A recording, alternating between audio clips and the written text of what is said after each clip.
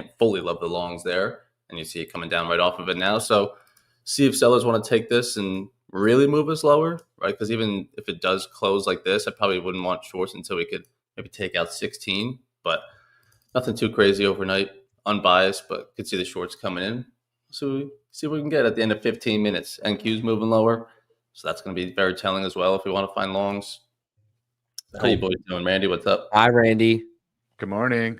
Why are you packing like a week early like a girl before your trip, bro? What's wrong with you?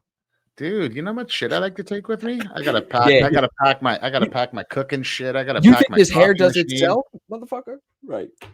Wait till you see me set up my espresso machine on the counter there. I'll take a picture. Oh, and I send it can't to you. wait, dude. I can't wait for the videos. Look at this, everybody. What's interesting, right before market open here, look at all these orders that came on underneath. Isn't that an interesting little formation there? I mean, Evan, even you see Bookmap every day. You could see a good chunk of it's algo controlled, but that's 67.15 to 67.10. So that's right down in here, a nice chunk of orders. And then 67.30 came on at the same time, and that would be a new high a day, new high of session. So that's what I'm looking at right now. See those two levels. I definitely think the shorts make sense here. If we can get underneath overnight VWAP, underneath yesterday's VWAP, we could look for shorts, I think, for another move down. Longs. Do you want to be long underneath 67.28, Ev? Randy? The previous days in New York.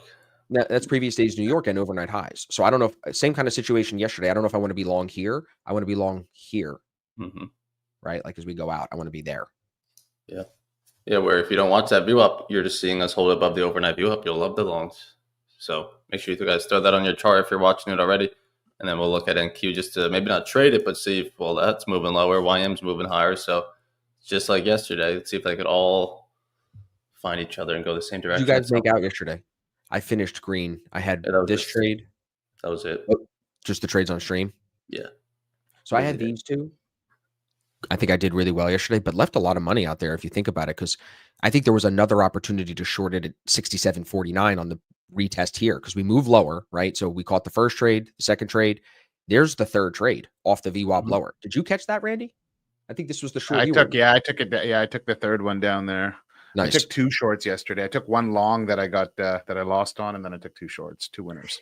Yeah, the point I wanted to make on stream this morning with you guys was just one thing. Like, if you look, this is Monday's price action. So this, or excuse me, Tuesday's price action with Monday's high here. So high of week, previous day high. Overnight, it's very sideways. The longs at the open yesterday were just too obvious. Like everyone is going to be buying that breakout. You don't need to. You buy the retest after the breakout or be ready for it to dump on you, right? So that's what I think can justify those shorts. In hindsight, it looks like, oh yeah, they left them in the dust, but you easily could have taken advantage of this even here at 11 o'clock in the morning. So if you missed the shorts here and here, still being on stream can help give you that bias of, okay, shorts are working at 52, at 51. They'll probably work at 50. They probably work at 46. You get what I'm saying? So I think it was kind of like a psychological play yesterday, right? Like seeing that consolidation overnight and then knowing that that false breakout is going to attract a lot of amateur traders, and then being willing to fade it on the other side of it. Because it did not end up being a range day yesterday and ended up selling off pretty hard. You know what I mean? All the way back down on the Powell comments by the afternoon. Did it erase Monday's drifting higher, right? No. Yeah.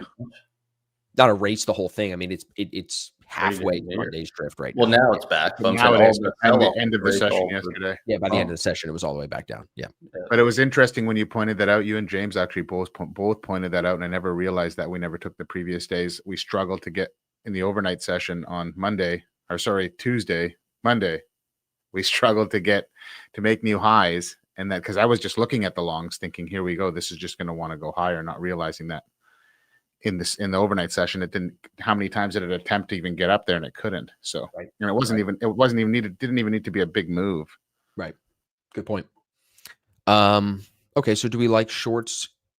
Looks like there's some volume coming in down into these 67.15s, 67.10s, 3 points. I mean, NQ is close to its low a day, so I can't be a buyer on ES with that. It's the same as yesterday. NQ was a lot more bearish.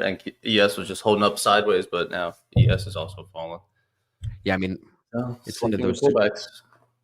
It's one of those situations where I'm just looking at like prices, everybody, and I'm like, okay, so if I short it now at 67.19, I really would want my stop up here at like 29 or 28. I don't want it if it comes all the way back up. So honestly, actually, I'll scratch that. It would be at 30. You'd want to give it a little bit of space. So like, do I like a 10-point stop today? Overnight low is 8.5 points. Yesterday's low is 20 points. Could we see yesterday's low get touched today? I think so. Either So I'm kind of yesterday's looking low or at that. yesterday's high to become an outside bar day. Right, still And inside today. yesterday Good was point. also an inside day. Yeah, because I guess Monday was such a drifter, so technically it was an inside bar day. So there's still yesterday's high or low to be taken. Yeah, I'm not like The shorts. Those orders are interesting down below, how they're blanketed like that. yeah, Every other one is one person. yeah, weird. Okay, so NQ moving lower, YM is moving higher here, maybe kind of holding ES from sliding. Apple's down at the open, Amazon as well, kind of closing that gap. Google's down, Meta's actually up, Microsoft's down, Nvidia kind of a little sideways. Tesla's up 2% though. I mean, you got another case of YM up a little bit more so than not, and NQ's down. So, let's see. I want to always lean long because of where we are, but you can't argue the VWAP alignment would be bearish. Yeah, if in 5 minutes, I think if we close below this overnight, it still has like 4 minutes to get back above 23, and it's going to look like we're holding it. Yeah. So that's why I try to let that first 15 minutes shake out to see if sellers control the whole time. Because, I mean, if you zoom out from like Monday still, you could say we're still in a place to build a higher low on the week.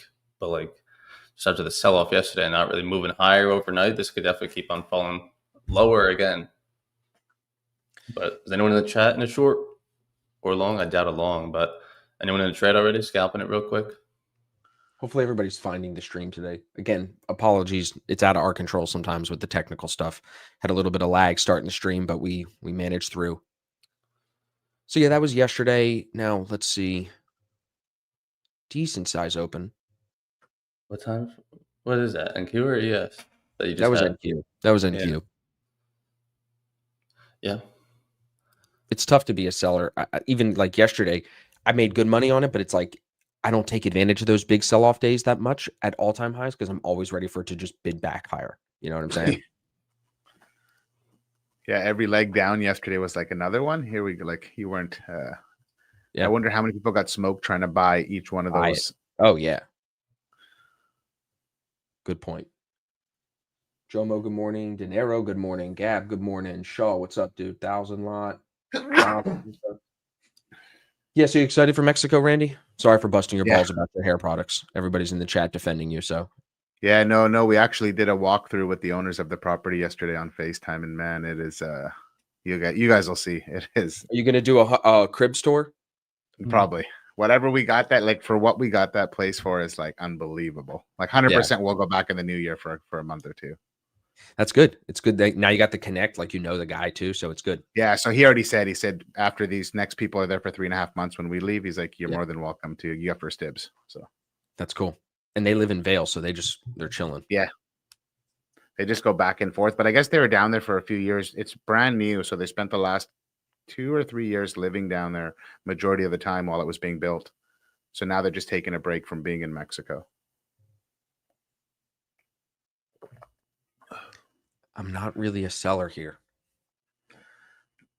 I got to see it come back up to the overnight VWAP at least.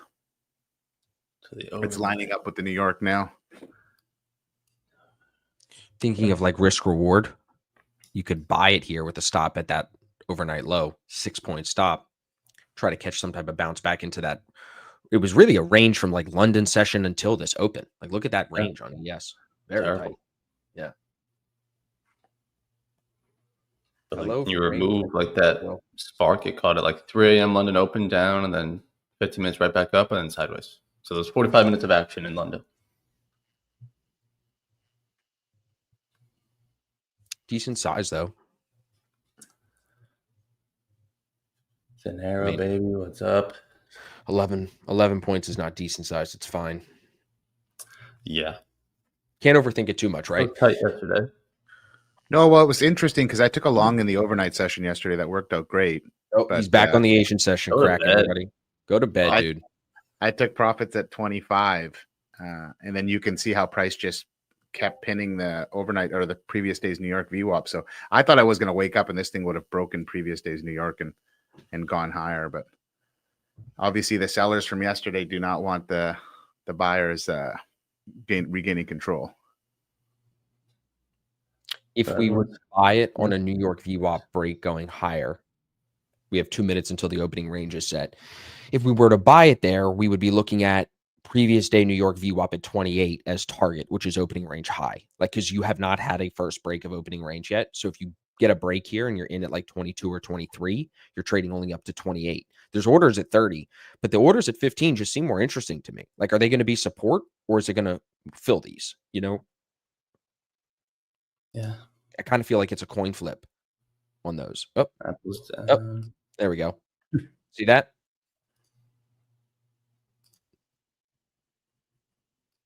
Right at 944. Nothing. No. I mean, what do you think is going to lift it off from here? Like, is there a level that you think we could find a bounce? Do we need a level for it to do that? No. The market just goes up. We're at all-time highs. I'm just leaning long. Like, I'm 51% long biased every day right now until it sells off. Like, we'll have pullback days like yesterday. I'll make some money. I won't crush it on those days, but I crush it on the days where we rip higher. That's just what I do better. You know what I mean? So I'm just leaning into that. So on the days where we sell off, it's hard for me to join the party. So, but then that makes me on days like this want to be looking for longs. But it's not working right now. It's been all sellers since the open, so I'm not doing shit right now.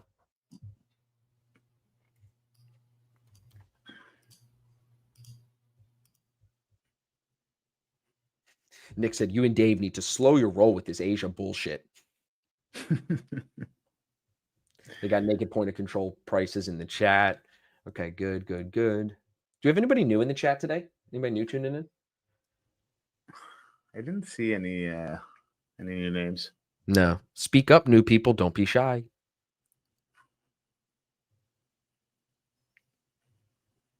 Flipping back to electronic trading hours, regular trading hours. I mean, yeah. And your regular is going to look super bearish. Yeah. It's the same as yesterday. All underneath New York. Didn't even really give you an attempt to try to get long. It's these. I mean, like, let's see how it reacts to these orders. Like, what if it just slices these and goes? Like, what if we're down 20 points in the next 10 minutes? There's a 15-minute opening range is set now, too. Yeah. Well, 67.10 would take out the overnight lows. 67.10. Yeah. And that's where the last 67.11.5. Yeah. And the last chunk of the orders on Bookmap are right there. And the largest chunk, too. Well, actually, now it looks 67.15. That got a lot thicker. Dinero, what are we looking for a trade? So, Dinero, that's a good question. We're looking for the opening range to set first. So that's what we've been waiting for, is the first 15 minutes of trading. The fact that you asked that question tells me you got to watch Futures 101 and 2.0. So if you're on ASFX TV, like you are, brother, click at the top when we're done stream today, Futures 101 and 2.0. You got to spend some time studying. You will not regret it. Chat will tell you. Everyone that's been here for a while will tell you. The courses kind of make everything on stream make more sense. So you know what setups we're looking for. But right now we have a VWAP alignment to the downside. New York VWAP pointing lower, overnight VWAP pointing lower, previous day VWAP pointing lower. So sellers are definitely in control. So the question is, do we want to join that party and look for shorts, or are we going to find a higher low in here and this thing bids back higher today to kind of buy back some of that? So that's what we're looking at here. Then on Bookmap, we're watching these orders right here. This heat map showing us that there's orders at 67.15. We're going to watch to see if they defend and this acts as support and we have to look for longs, or do they fill and then we kind of look for shorts as they start to maybe slide underneath overnight lows, like Randy was saying. Currently up 1,050. Nice, Dave. Barry, good morning. Started Monday, tuned in all week. Nice. Welcome. Are you shorting the retest before the opening range is broken? Evan. If it comes back to New York? Yeah. At 20? Yeah, probably. Okay. Because I'm just afraid we're not going to get that. I'm afraid it's just going to keep on slowly melting. I'm kind of with Evan on that one. We like shorts. Yeah. I'm liking a short with the stop above the overnight view up, kind of like 67.25, somewhere around there. Okay. See, I feel like to really play out the short idea today, I'd have to play the 15-minute, and I'd be playing it like stops at 30, sell 15 down to 67. That'd be ideal. We're just not going to get that right now. Because even if you get a pullback to, you need like a pullback to 20. which doesn't look far, and it isn't. In the 1 minute, it's like 2 healthy candles. We'll be back up at New York view out. But I think if this thing keeps going lower to like 12 or 10 and takes out the pre-market lows, then you'll no longer see those longs as a potential. Because NQ is still moving lower, so it's just tough to expect a bid back up for now. You say that, like I look at that short and I'm like, I can't sell it. Sorry, Randy, go ahead. I'm not doing it now. No, I was going to say I think 30s is too big of a stop. I think if this thing gets any momentum back above that New York, and it's just going to slice right through previous days New York, and you're going to take a full stop on it. And then maybe it'll break pre-market highs and then maybe come back down. Yeah. I think you'd want to cut this at the New York. Just we've had such a deep pullback. If the buyers do step back in here, they could put their foot on the gas and just smoke everything. Here we go. 14, 15, starting to fill here. This is the short I would have took, but I was too busy talking. Well, this is now first break of opening range. So we're finally. I just liked all these orders and the momentum it was going to fill on. This could have been a very aggressive short. Yeah. I won't say anything until it's done here, but I'm wondering once it hits the bottom, does it bounce? Because it's just so much clogged in here. You know what I'm saying? You knew that this wanted to do business. And it came on the book before the open, 5-10 minutes before the open, the orders came on. Now, there we go. See, I told you, once we get in there, it'll start taking them. But let's see what it does at 10. That's 12. There's 1175, 1150. Just curious. I'm not going to buy 10. I'm not trying to step in front of it. I'm just curious with this book map, the way it just gobbled that up. Like, when does it then take a breath and come back? Yeah. First break of opening range. Well, I'm sorry. One more thing, and then I'll shut up. One more thing. How many people are chasing this short right now? Right? They see the sell-off yesterday. They see overnight doesn't do much if they're even looking at that, and they're now chasing shorts here. How many people? A lot. They would try that short out like earlier at like 21, playing that idea to go try to catch what move just happened. I wouldn't want to jump in now at 11. No, you're late now. Like when I try to catch it turning from that lower high. No, just the reason I liked it, the first break of the opening range low, is you had those orders come on at 67.15 as we got down to the opening range, and then they thickened up. So the buyers were obviously preparing for something. Sellers put their foot on the gas and then just ate all these orders up. You could have caught this momentum. It was a 5-point candle. That could have been a 5-point scalp. Yeah. Is the way I looked at it. That's the way, if I did it, I would have went in with some size, tight stop, 5 points, trail my stop super aggressively, and then, see how much more you can capture of this. Well, now let's see what happens. Does it just suck lower? Because there's like nothing down to 6,700.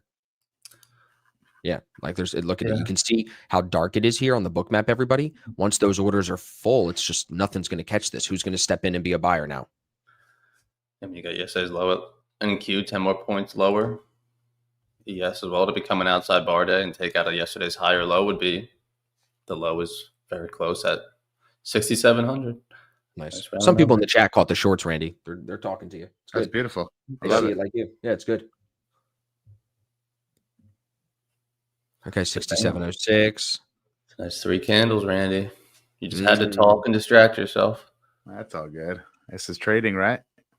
Gotta have discipline. You know what the old me would have done? The old me would have jumped in at 67.12 and been chasing this even more, and then probably mismanaging it because I seen the big 5-point candle prior the move down. Yeah, Randy, your hair looks so good. Like it looks like you smell good. You know what I'm saying? I actually do smell really good. That's a good compliment, right? Yeah. Yo, your hair looks so good. You smell good. You just know you smell good. I need smell-o-vision. We need to come on AI develop smell-o-vision. Let's go. Yeah. What does Randy smell like right now? I'm getting mahogany, some type of dark wood. I think Hillary. Yeah, I think Hillary said I smell like the forest or something. She said it the Speaking other day. of dark wood, I posted the boner candle clip. Yeah, I saw that. You beat me to it. That one's so good. The one that one's good. And then there's one I posted on my story of you talking to Evan about, or that was like something about being gay. Yeah, I saw that one. You sent it to me last night, Austin. It was like flaps chat. I mean, chat's flat. And then Evan sitting there questioning life. You zoom in on Evan, and he's just like, "Fuck my life." So yeah, we banged it out this morning. I'm like,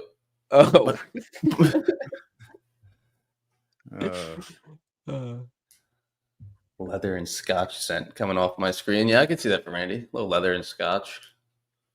Lots of scotch. And barbecue sauce. Barbecue sauce. His steak rub still in his beard.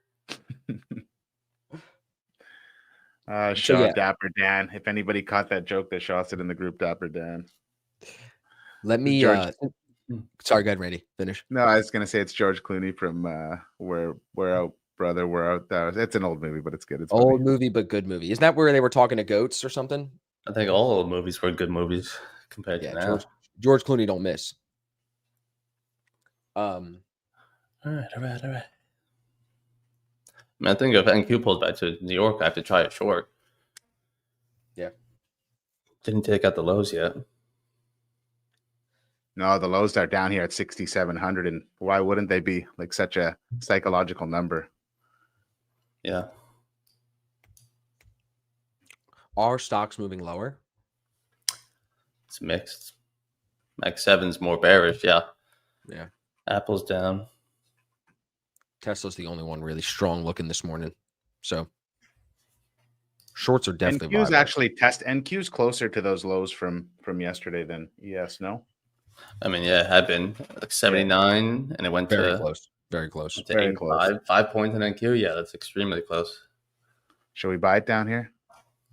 10 minis long, rip it. You know, I will. Don't tempt me with a good time. I got a Tradeify eval. It's like almost she's 60% there. I could just load it from the bottom here and just give her. Scrape your knee if you fall. I'd wait till the 10 o'clock candle and try to get it at the 10 o'clock candle. Mm-hmm. Yeah. I wouldn't go mid candle.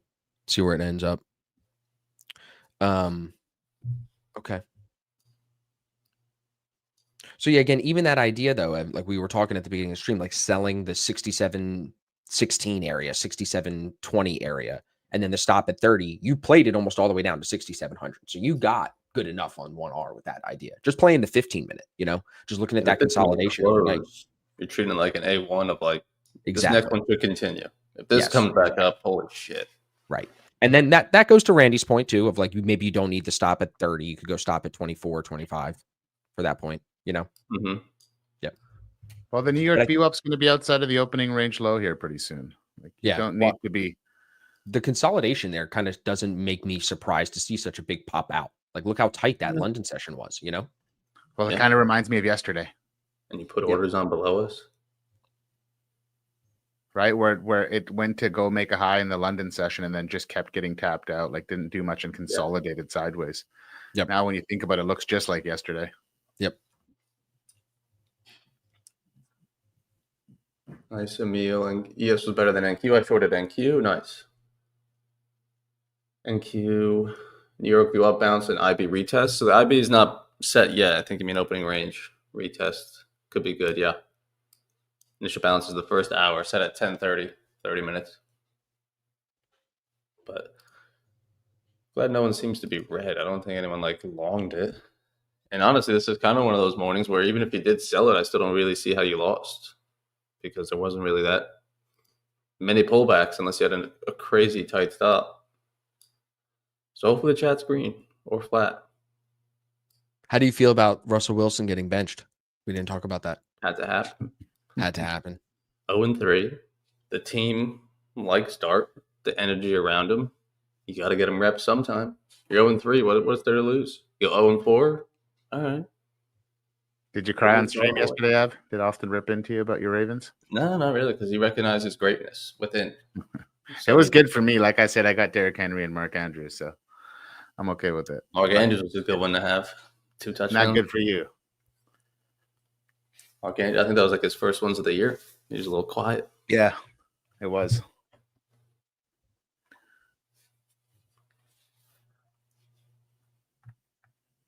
Steven says right at the FOMC anchor. Okay, that's interesting. Oh, God. NQ New York bounce and IB retest. Yeah, Randy.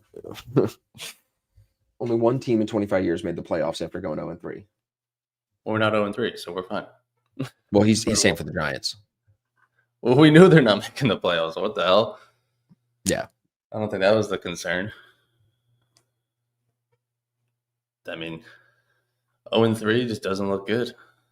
It's time to hang up shop. Just pass your wisdom down to Dart. That's why you're here, Russell Wilson. Supposed to mold the young guy.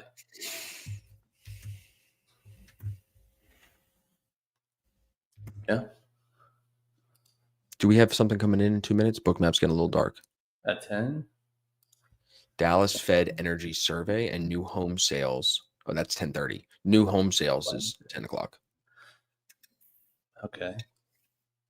650,000. Let's see. Nasty pin for now. And then Q. The longer it sits here, the better I like it to jump in and catch another leg short because we can build a little bit of a base, throw a low a day VWAP on. I got one on right now, and it's just sitting on it. It's Yeah, I sitting almost on try it. to. You want to scalp. long it, Randy? I don't know if you want to buy it, bro. I don't know. I know I'm really hesitating. Trust me. I'm watching everything. Just don't know if you want to fight the VWAP. I mean, we can try it. We just got to hold the stop at the lows. We can't get moving stops because we could get smoked, you know? I was literally the way I got it drawn up right now is I got a 3.5 point stop. Okay. Something like that, and I would take it right back up to New York VWAP opening range low. But now it's, I think I'm going to be. Look at bookmap here on my screen, everybody. A bookmap tip. You'll see before news, it goes dark. The heat that's on the bookmap will disappear. That's because the algos turn off to see the exact news print, and then they'll come back on. So you'll see in a second, they'll start to pop back on. They are putting some orders up here, 67.29. Might need to note that level, 67.29. 67.05 and 6,700 still holding strong on there. So let's see. There's the news. See it. Spread opens up a little bit. Not much. Not much shaking yet.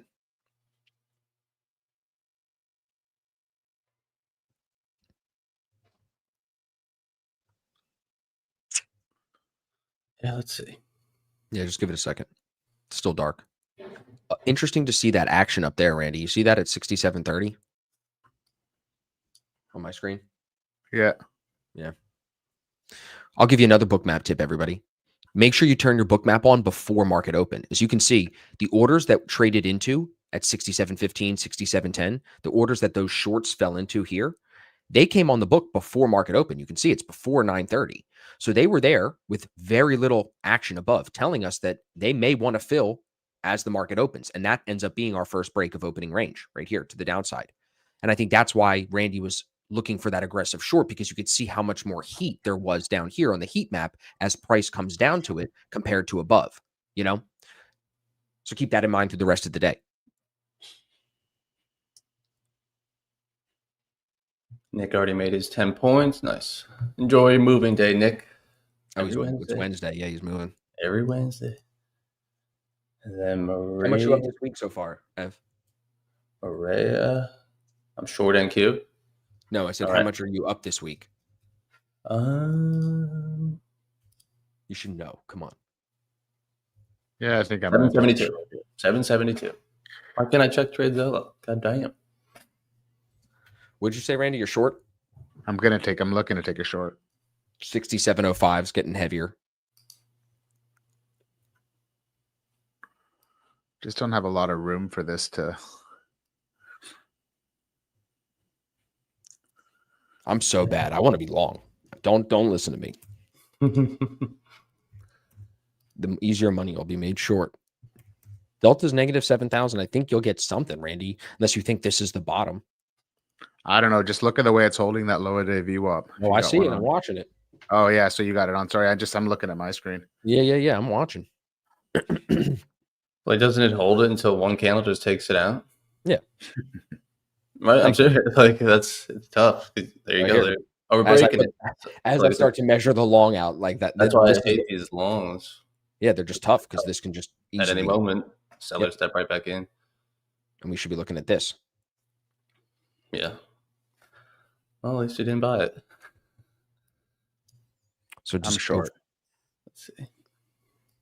Didn't even wait for the candle close, Randy. It's our roll. I roll. To live on the edge. Home sales beat 600K estimate. 800K is the number. Okay. Lamar had a nice run while it lasted. Yeah. How do you want to piss Evan off today, Will? Yeah, I like the orders below you, Randy. I mean, I see it, bro. Let's go get 5 points lower. 67.05. But this 15-minute bar doesn't have a fucking wick on top of it. Now, every time I see that, I think it has to go up and make that wick. Wow. Whoever told me that, I fucking hate them. Yeah. Wasn't it Ercon? That piece of advice has plagued me so bad, I feel like, over anything else, because like it always interests me now and I don't like it. NQ has a wick if that gives you peace, you know. I don't So want NQ doesn't have to come up. So maybe No. ES doesn't either. Since when do we trade wicks, dude? You know what I'm saying? But also eventually it'll fill it. I don't think it's like right in the same candle. No, it's eventually. It could be like after a 50-point drop and come back up. Yeah. I will look to cut this quick. Yeah. But that did fill it, just saying. Now, see, now it's got the wick on the top. See what I'm saying? So now it's good. Now she's ready to go. That's my version of ICT, is that wick thing. You should tag it and coin it and make it yours. I think The Austin already has wick it. or something. Something about Wyckoff. I don't know about that. Yeah, something. All right. Let's ask Rock or chat.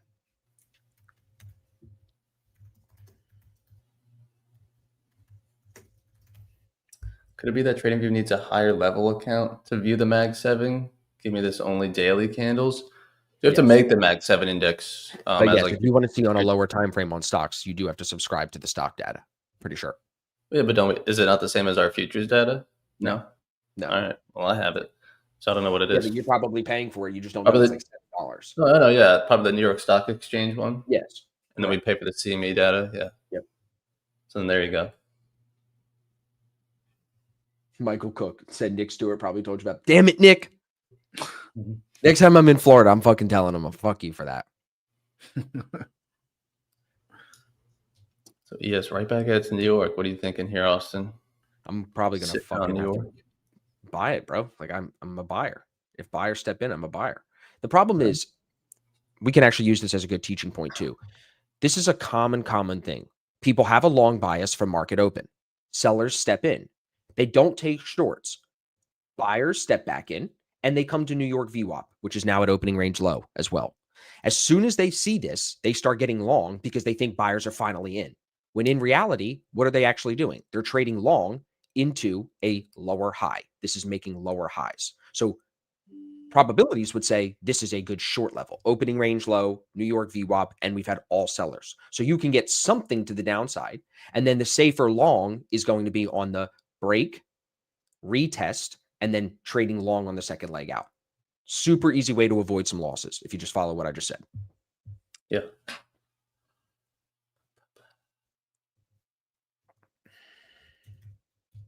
You survived that pullback, Randy? Yeah. Nice. My stop's at 1850.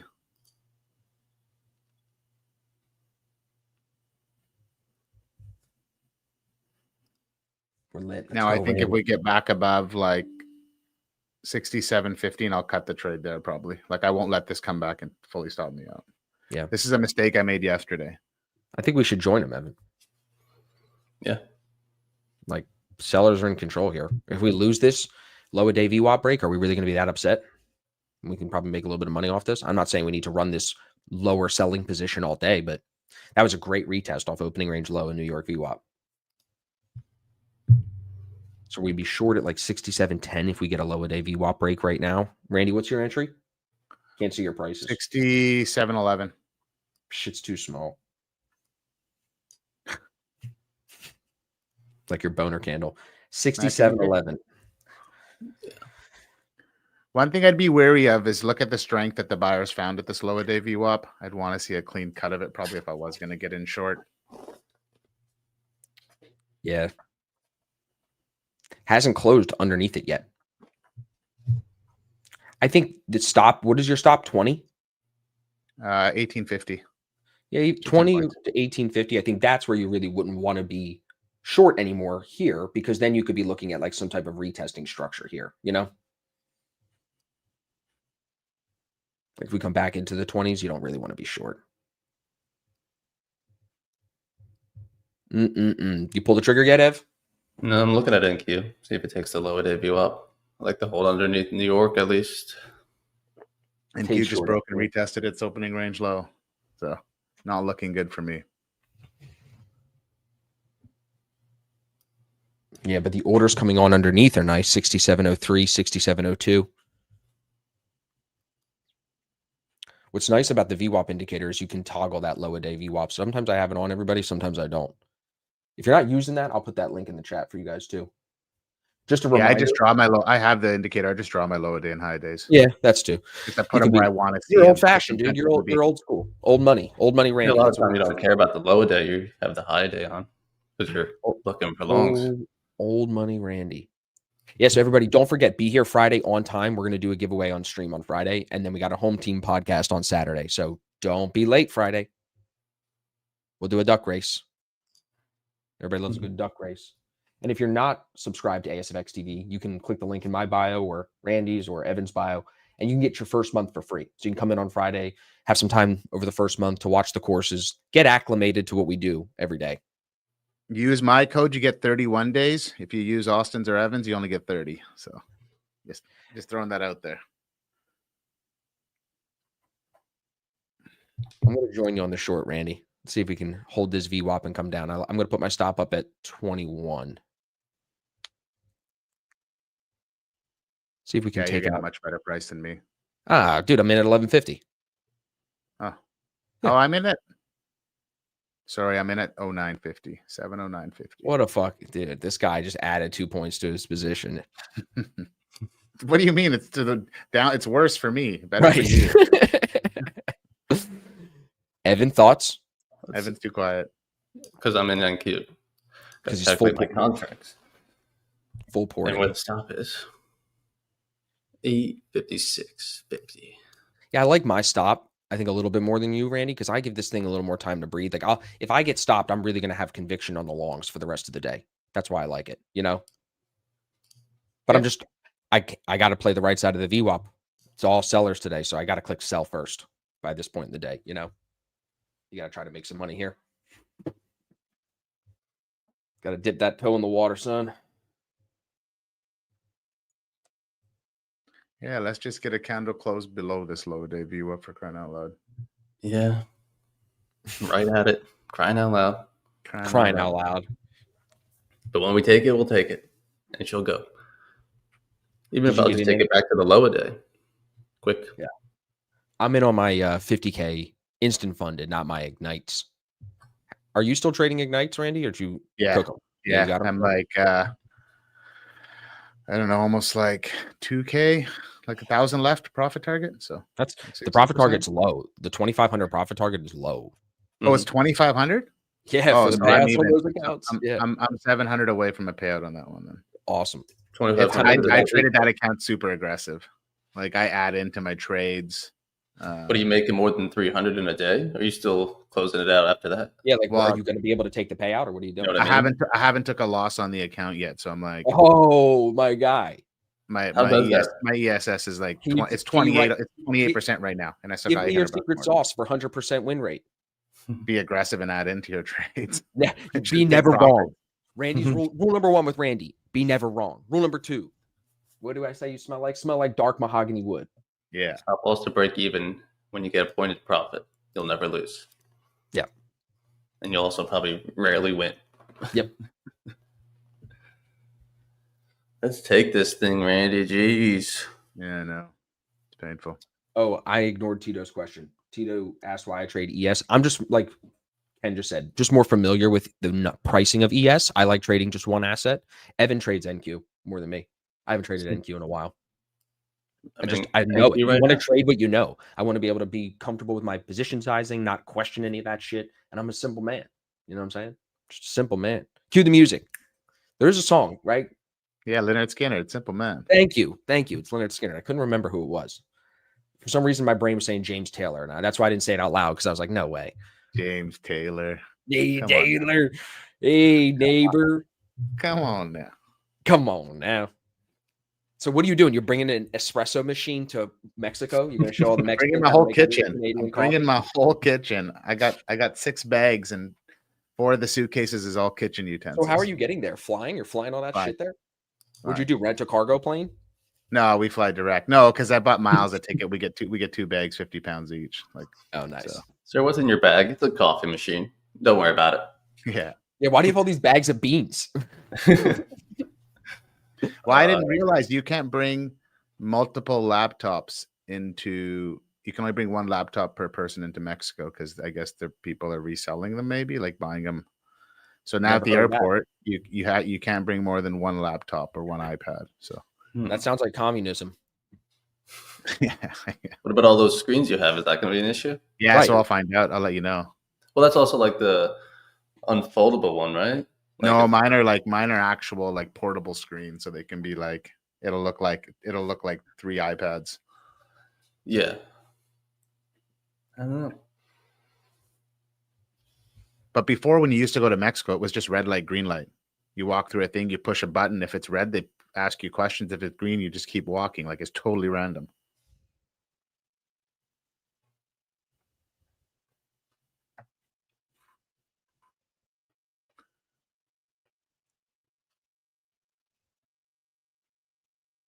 Just can't take the lower day.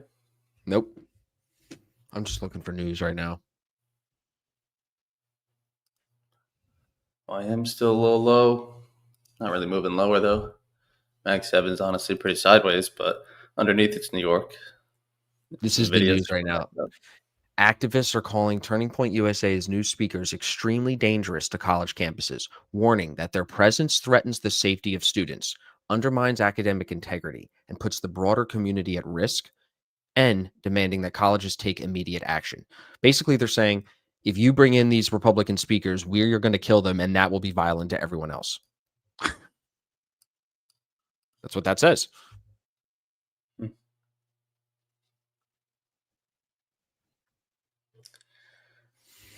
All right, let's see if it'll hold this VWAP, Randy. Yeah, Denaro Baby says, does this strategy work on gold? Yeah, I mean, it work on futures, yeah. Yeah. Gold, yes, There's a couple NQ. You people in the can, chat that are trading gold. yeah. Yeah. Lucas KV said he was trading gold last week, right? On Friday? Mm-hmm. Yeah. Some people don't like U.S. markets when they are at all-time highs, like it's just tough for them. So I understand looking for other markets. There's hedge funds that run that way, I feel like, Yeah, I mean, we're short right now at a couple points away from all-time high. Couple days. Guess what? One more Phillies win and or Dodgers loss, and we get a bye because the Dodgers lost last night. We clinched last night. At least the Congrats. playoff. You seen the Guardians, dude? The Guardians making a whole move up the leaderboard. No. Yeah. Their odds That to was make a the great playoffs were series like we had plus against them. 10,000, and now their odds are like minus something. Yeah. The who? The Cleveland Indians. Really What did I call them? The Guardians? Well, they are the Guardians, yeah. Yeah, But that's what they the were. Cleveland Indians. Yeah. I kind of forgot. Yeah. Never forget. Yeah, I was gonna say never. Never forget what they took from us. Didn't you already clinch your division? You have a bye. No, we clinched the division, but we did not get the bye yet. We need one more to get the bye. Don't ask me why. I just know I saw the graphic. Okay. What I gets the retweeted. bye? Like the top 2 teams in that whole NL? Yeah. Oh. But you're 4 games ahead of the Dodgers. Right. And based on how many games are left, we have to, the magic number is 1, they keep saying now. You got to lose out and they got to win out for it to change. Which is statistically unlikely. This is not looking too good, Austin. No. Nope. Give it a minute. Let's see. I'll rip Evan, it. did you get into the short on NQ? Or are you I waiting? think yeah. About you took it too. 18 points into 40 point stop.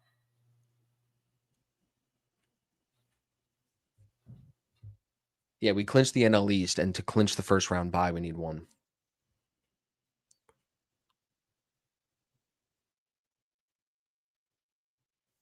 You see, when it breaks VWAPs like this, Randy, after being underneath it, like sometimes it does rip higher fast, So I don't think we need to sit in this, especially with your price. I don't know. You're low. All right, still give it a minute. Still sitting on this opening range low. Yeah, I mean, it's not looking great on the bottom in terms of lack of fault or just leaving pins down here on the 15-minute. But as long as we're below New York, or if we can quickly get back below it on NQ, how's ES?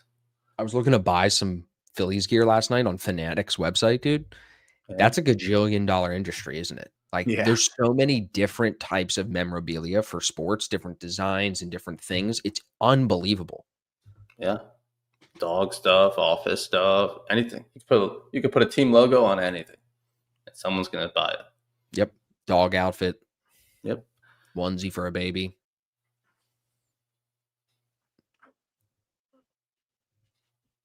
I think Fanatics also started their own sports book. Is that right? I think they did. I think you might be right.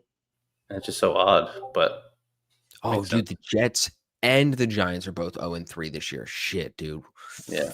So it was a Twitter post, and I think it was serious. It was like, this is the worst September for New York ever. And someone was like, I Tom think I Brady. remember a worse one. Tom Brady's top 10. Where's the Ravens? Didn't the Where's Jets Tom beat the Brady now? Steelers? Where's What's the that? Ravens? What about the Steelers? Didn't the Jets beat the Steelers game one? Yeah. Who said they're 0-3? Oh, it's already been 4 weeks. Oh, the Jets beat the The Jets Steelers. are No, the 0. Steelers beat the Jets. Steelers beat the Jets. Jets are 0-3. Yeah. Bro, Evan, Oh, Tom yes, Brady yes, does not have yes. the Ravens as a top 10 team. How does that What make does he you know? feel? His wife What left does he him for know? a jiu-jitsu guy. No one knows ball better than Tom Brady. No one. I don't think the Commanders are up there. I mean, clearly they are. They're number 9. And the Bucks are not the 4th best if you barely beat the Jets. And San Fran, you think San Fran's top 5? I mean, he does. That He list knows is ball. I don't retarded know the anything. more I look I don't at even it. know who their backup quarterback is, so I can't comment. Freaking Mac Jones. I mean, he's good. No, he's not. He can be good. He's not. That's crazy. I wouldn't draft him for my fantasy team, but he could be good. I mean, they thought he'd be good out of Alabama, but didn't really pan out. He was in Jacksonville last year after the Patriots got rid of him. When Price builds a range and tests VWAP several times, often it breaks it. Yeah, I mean, that's an interesting statement, Gerson. You know, Price builds. Price builds a range and test view. sometimes we say things about trading that like we think are like that like could be real, but like there's no I've seen it twice. It happens often. like you have to quantify those things. Is what I'm saying. That's a vague sentence. If you really want to trade off, it needs to be specific. You know. Take this real quick while we wait around New York. Look at this. Fucking. Yeah, Why are we on the wrong side of history? Like everyone that's 9 touchdown Cry passes, about it. no interceptions. Cry Why are we about it. Just like, come on. Hold on. I'm gonna go get the world's smallest violin and go get you a song. But I'm seeing a whole lot of number 1s. So, like, again, it's the defense. Number 1 in passing, touchdown percentage, passer rating, yards. All of it. You don't know ball.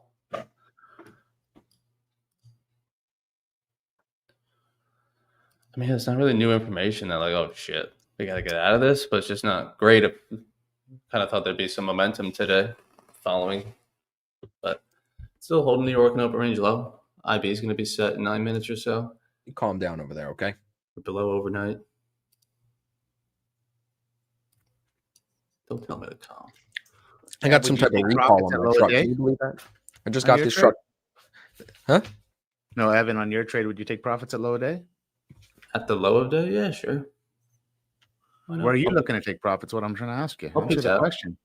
Well, it depends. If it goes really quickly, like we did on the first break open range low, then yeah, I scalp that real quick.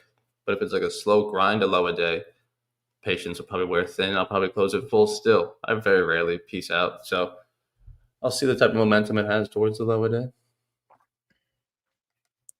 Jalen Hurts, Saquon Barkley, AJ Brown, Devontae Smith, as a core, are undefeated, 18-0 in full games that they've played together. Well, Suck they'll it. play together then. Suck it, dude.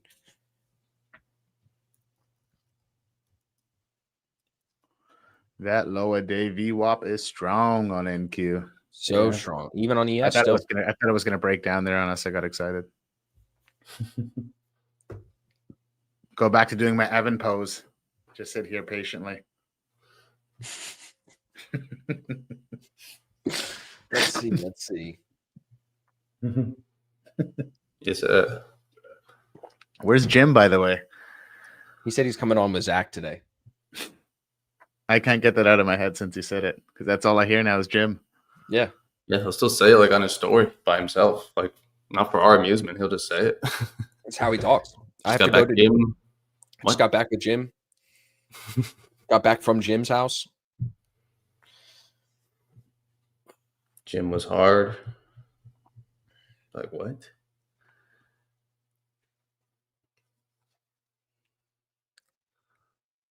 You guys, Austin, are you willing to push that stop loss up 1 or 2 points? No, not today. I'm I don't know sorry. what would that do?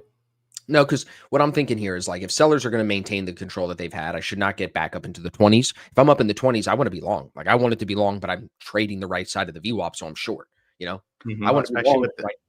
Sorry, good. Oh no, sorry, my bad for No, cutting you off. No, good. Just the way that price is even consolidating here at the New York VWAP. It's one of those things that like, why would you want to be if this thing gets taken? What I was going to say is think about it. Like it's sellers, they take a breath. Buyers can't step in. Again, can buyers step in? No. So like you're not getting buyers telling you anything other than stay in shorts or stay flat. Buyers will tell us something when they break, retest in some capacity, even to here, and then come off. That's when buyers will start to tell us that they're in. Or of course, a big boner candle and that rips and blah, blah, blah, but that's not usual. Patience pays. Playing the right side of the VWAP pays. You just got to play the odds. You're not going to win all your trades. You just got to win most of them.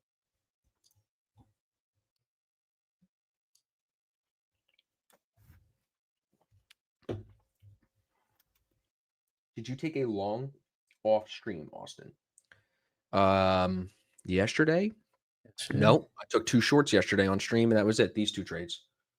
Or this morning? On stream? Off stream, I don't know. Like pre-market?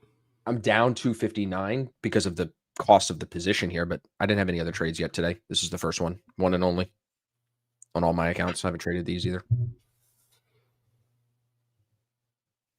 Question. Y'all watch SPX chart while trading ES? No. No, I mean now that you're not showing us. No? How would I do that if my screen is showing you my Project X, Emil?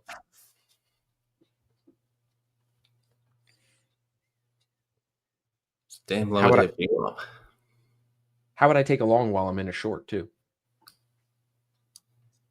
What are you asking me, Emil? I think he's trying to ask if you hedged your short. Hedged my short with what? With the long. But where? With what account? I understand with what position direction. There's only 2 trades you can take. Short 8 contracts, you long date, now you're out. No, I don't even have 8. I'm on 7.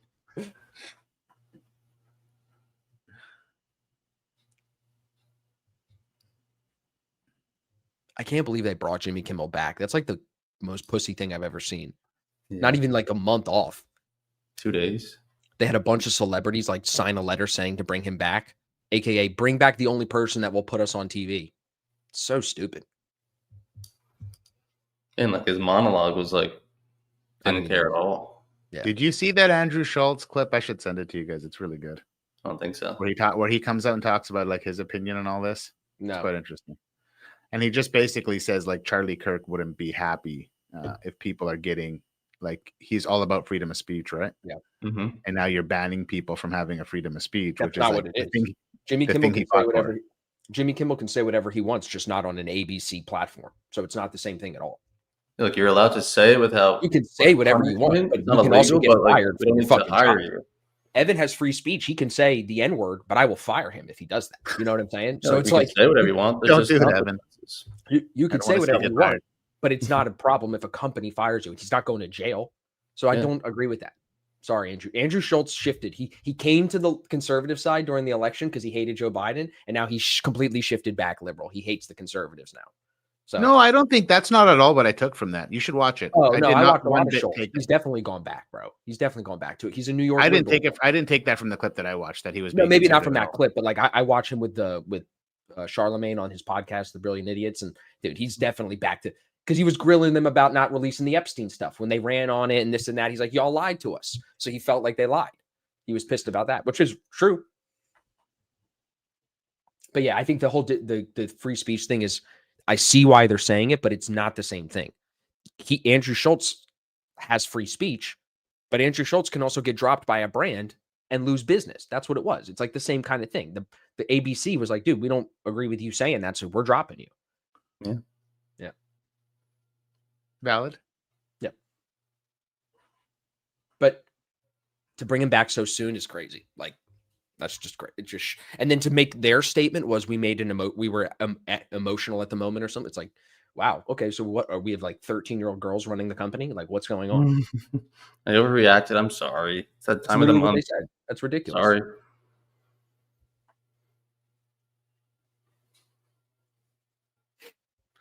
I don't know.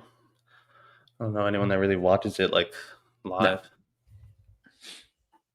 I feel like Jimmy Kimmel, like those late night shows, no one really watches live anymore. They became like a soundbite thing. Like you were looking to create clips with gotcha moments and questions and stuff. Yeah. It's lame. I mean, like especially like on the West Coast, I feel like Jimmy Fallon would be like, at least being in New York. I know it's not actually aired live at night, but like it's not like aggressively late. Right. But Jimmy Kimmel's probably on at like 11 o'clock.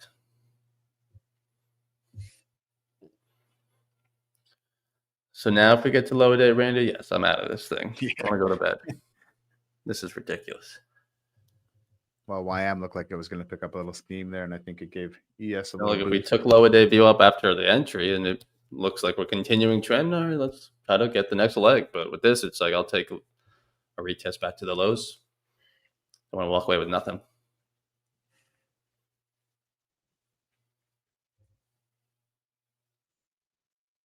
Dun, dun, dun. Mag 7's above New York VWAP, so don't love that for our trade. Yeah, what would that be? NVIDIA's back below. Microsoft, maybe. A lot of the Mag 7's still red, though.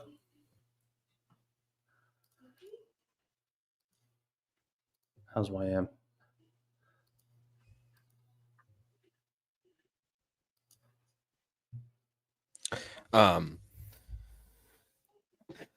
Yeah. Sad we got all these sniping things going on. Like, it's tough. At least in Canada, you guys don't have like the same kind of problem that we have here, you know? No. You can go out to a public concert and not be like, where would a sniper be right now if he wants to shoot everybody? Because that's what I feel like everybody in America is now thinking when they go in public. For sure. That's it does happen here one day, right? So think about what that does to like if this continues to happen, like think about what that does to the morale of people. Like, you know what I'm saying? Even just you get desensitized by it of like, oh, there was a shooting. Okay, like that sucks. But like there was another one last week and another one next week. Like you just become like the news isn't really shocking. Yep. It's just like, oh, makes sense. It's always horrible. It becomes like, oh, good thing the shooting wasn't at the event that I was at. Whew, dodged the bullet there. It's like, what the fuck, bro? Airports make you a little more extra nervous, I feel like now.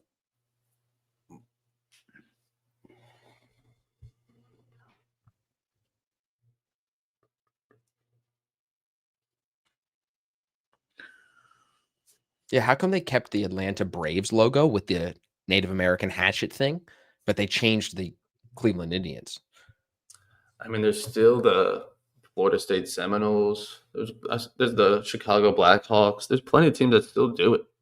Yeah. Whatever it is. You know, like there's just plenty that haven't changed. So it's just stupid that those teams did. I mean, my high school is the Chiefs. It still is. Yeah, I mean, how are the Chiefs still allowed in the NFL? How is that not racist? Yeah, the Kansas City Chiefs. Yeah, it's actually, I feel like it's a racial thing against me because I'm the chief. So when they say go Chiefs and they add a plural to it, it's kind of disingenuous to people that identify like me. I'm Big Chief. I'm Big Chief. And yeah, like my Little League football team, like the helmet is literally the same as Florida State, like with the spear. Bro, did you see that they announced that Kamala Harris's daughter is the Sydney Sweeney of the left? And then Nick Freitas reacted and he was like, well, at least they picked a woman, I think. I don't know. Oh, that's good. That's horrible. Classic, dude. What a terrible draft pick. What a terrible draft pick, by the way. What a terrible draft. What does she even look like? Not good. If you want me to pull it up, I'll pull it up. Chat, should I pull it up? I don't know if I should pull it up. A little bit like me. It kills it's going to kill the whole vibe of the stream. A little bit like me. It's not pretty. Like you're Yeah, hitting. Let's Kamala go Harris. tip over for us. Give Kamala us Harris. some action.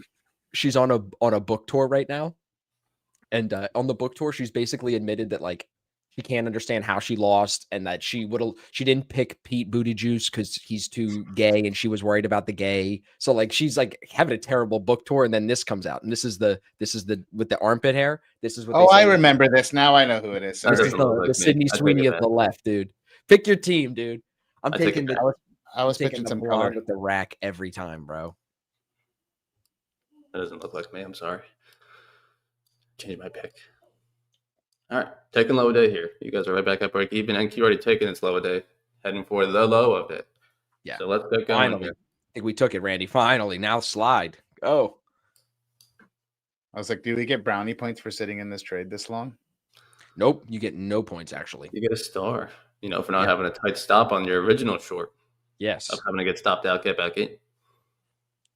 Are we getting Oh, out at I low probably got day? long. Is that our consensus? Get these orders at 6705.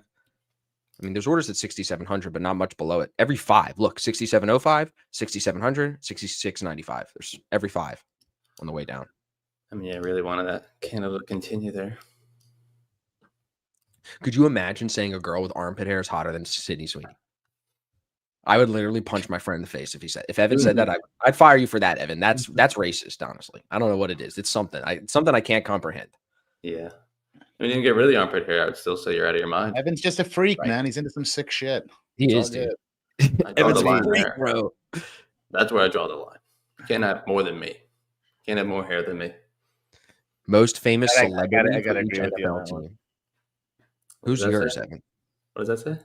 Most famous celebrity for each NFL team. Who's yours? Where's the Ravens? Oh, you got a girl, Stacy Keebler. Who the fuck is that? No one even knows who that is. I can tell you every other person on this list is cool as shit. Who the fuck is that? I don't know why they gave us that. I got Bradley Cooper. Comedian? I think she's a comedian. I know Okay. the name. I'll take Carmelo Anthony, please. At least you didn't get Taylor Swift. That sucks. Yeah. Chiefs fans, that sucks. Oh, it's like saying so not okay. I thought it was like someone that from the state that supports that team. Okay. No. What's See, this I say don't here? know who the hell that is. First 6 college starts. Man, Eli was a good-looking guy, man. Jesus Christ. Peyton, not so much. Or just didn't know how to smile. Sorry. I meant Peyton, but that smile, dude. What the I said Eli, but I meant Peyton. Yeah, Archie got to get them What are they interceptions trying to now. do? They're just comparing them. Yeah. Is it their son? No, it's their brother's son. Their brother. There's a third Manning brother, and it's And their his son. son. So those are Got his it. uncles. Pretty cool. Got uncles. it. Okay, cool. Their nephew.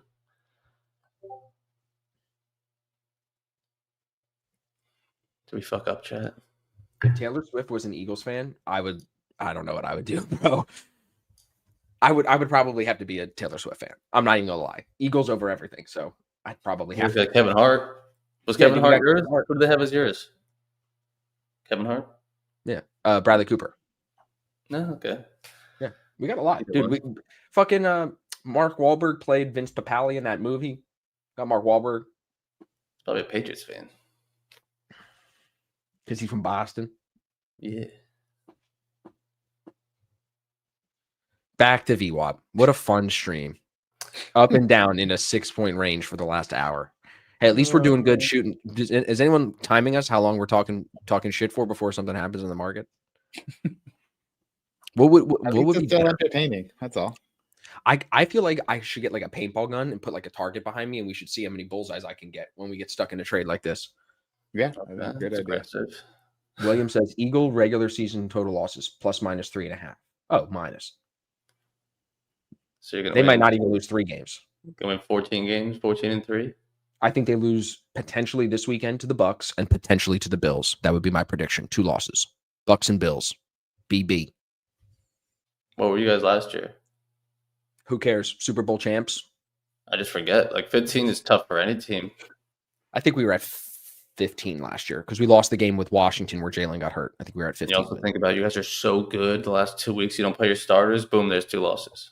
It counts though. Okay. Right, because I think you actually do pay the Bills pretty later on. Right, that was after Christmas.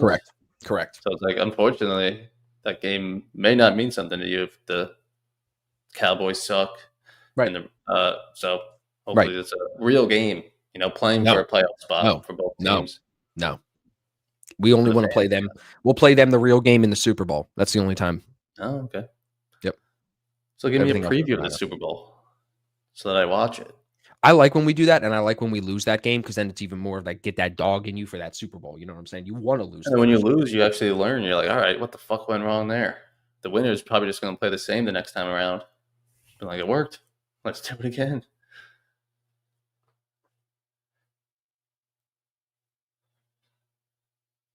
Ralph's, here you go. Eagles, Bills, Chargers, Lions. I fuck with that. Chiefs are way too high. Chiefs moved up. That's crazy. Baltimore down to 7. Ugh. Green Bay down to 8. Yeah, because they lost to the Browns. Hey, Panthers up 3, dude. Good for them. Falcons down 5 because they got whooped by them. Seahawks up. I don't get how LA and Washington 9 and 10. That one's tough for me. Washington in 9. They don't look like a 9 yet. And hasn't Jaden Daniels not even been playing?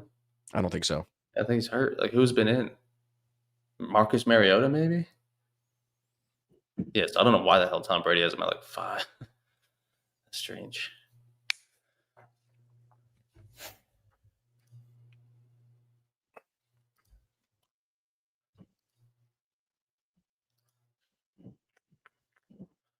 We're sitting through it. Take me to the promised land.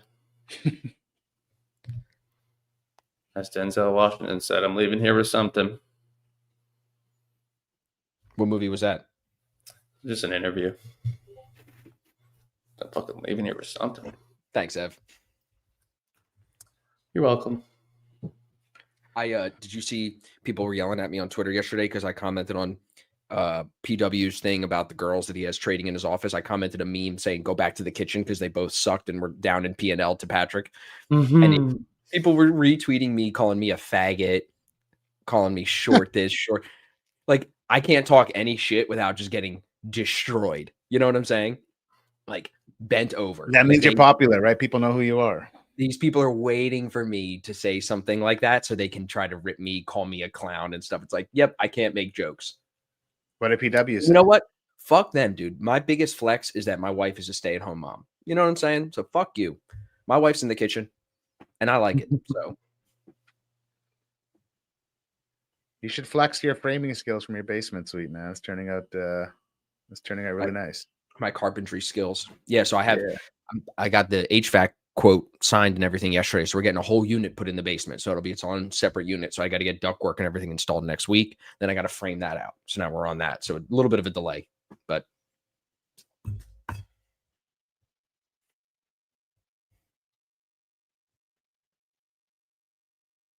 No, it looks good, man. Kenny knows what he's doing. Ken, thanks, man. It's not Kenny though. It's Bill. This is the other dad. So my wife has 2 dads. It's because her dad and mom got divorced. So we have 2 dads. We have Bill on her real dad, and then Kenny is her stepdad. Now, like that book, 2 Dads? No. So now you met Kenny. I forgot. So yeah. No, this ain't Kenny. Kenny cuts the grass though. Yeah. Good. Yeah. I agree, Lance. And Ken, I appreciate you saying that. And that's exactly how it makes me feel. Like when I talk to people in real life about it, I'm like if you really think about it, if all people on the internet, all they attack me for is being short and being Jewish. That's all you got on me, and those are both 2 things I had no control over, I can't be upset about it. You know what I'm saying? Like, you could didn't choose to be short, didn't choose to be Jewish, but I did work my ass off to build my business to make everybody care about my height and my, you know what I'm saying? And shit like that. So I'll be more focused on that. Short people live longer. Yeah, good. There you go. That's a huge flex. I agree, Lance. I think nowadays people should want to flex the stay-at-home mom. But, there's still some programming going on to make women think they need to go be a CEO. Literally, I saw a post today on Instagram with some girl. Her husband's like 17 years older than her. She was hot. He's a good-looking older dude. And like the last line of the whole thing was like, we decided against kids, but maybe like going back on it. And like, that's a lot of women. They get older and they're like, maybe I should have had kids, and this business that I have is like not that fulfilling. It's kind of annoying dealing with employees. Like you got to think about like when you're 55, when you're 60, when you're 70. It's just no one there. I want grandkids running up. 100%.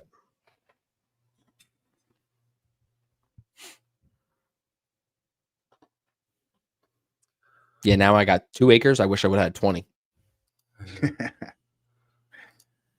It gets to a point where it becomes too much work. Just remember Well, that. I think it gets to a point where you got to turn it into a farm and start making money off it. I go out there and start, running some cattle and making some money on it. But you can't just go plant a bunch of like here people just plant, like just a quarter of the property with some kind of and then collect farm tax. I definitely can't do that here in Pennsylvania. I don't think in where I'm at now. No, not. I only have 2 acres. You know what I mean? So it's not that big. Yeah, so there's people here with an acre that'll put like a portion. They'll put like say like strawberry plants, like rows of them, so it looks like they have a little home farm. I'm speaking out of line. I don't know. I have to look. Honestly, I didn't look about anything like that yet. We're working on designing a garden that's going to be pretty big, but like we haven't decided to start it yet. We're going to do it, I think, in the spring. So I'll check that out. I think it's gonna be flooded with Mary Jane. Peter goes, stay-at-home mom is demeaning. Screw the patriarchy. Goes to work for some CEO, make him richer, right? So he can have a beach house with his 3 wives. You know what I'm saying? Mm-hmm. Yep, Dan, that's exactly it, dude. I live by that. Okay. I think especially in I've been doing this content stuff on the internet for a long time. Like you got to have thick skin. People will say anything on the internet. You can't take it too personally. But at least if they're talking about you, you'd rather be talked about and rather have some attention when you're trying to grow a business than not. If you have no attention, you have no money. You have no sales. You have no nothing. Yeah, Connor, price action's gross. Yeah. Not this low a day. I probably should have gotten out. I got 2 opportunities to take profit. And he was chiming, came back up. It's because it's bouncing off your lower day view up, you pricks. Randy's just been in drawdown. I've been like up and down. I was in profit. Been playing on my entry. So what did you do that got you into profit? You got a good entry. Well, I guess because it pumped lower twice. Asset. I'm on NQ. Superior. I got superior ass. Like both of these pops were to your lower day view up on a yes, where then popped right back up. You know what I mean? Yeah. Like it started looking good over here, and then for you guys it wasn't like beautiful. It's just these failed breaks of lower day. So hopefully you can eventually win. It would not surprise me though if we do go higher. I'm not moving my stop. Yeah. There's a lack of sellers being able to take this, and also a lack of buyers being able to take that. So one of them is going to freaking win. We're going to move. Yeah. One way or the other. Or this is going to go sideways until the afternoon. The only thing I can ever guarantee you guys is that the market will not stay at this price for long. Yes. And that if I get out now, it will move lower. Yes. If I stay in, it'll go higher. Yeah.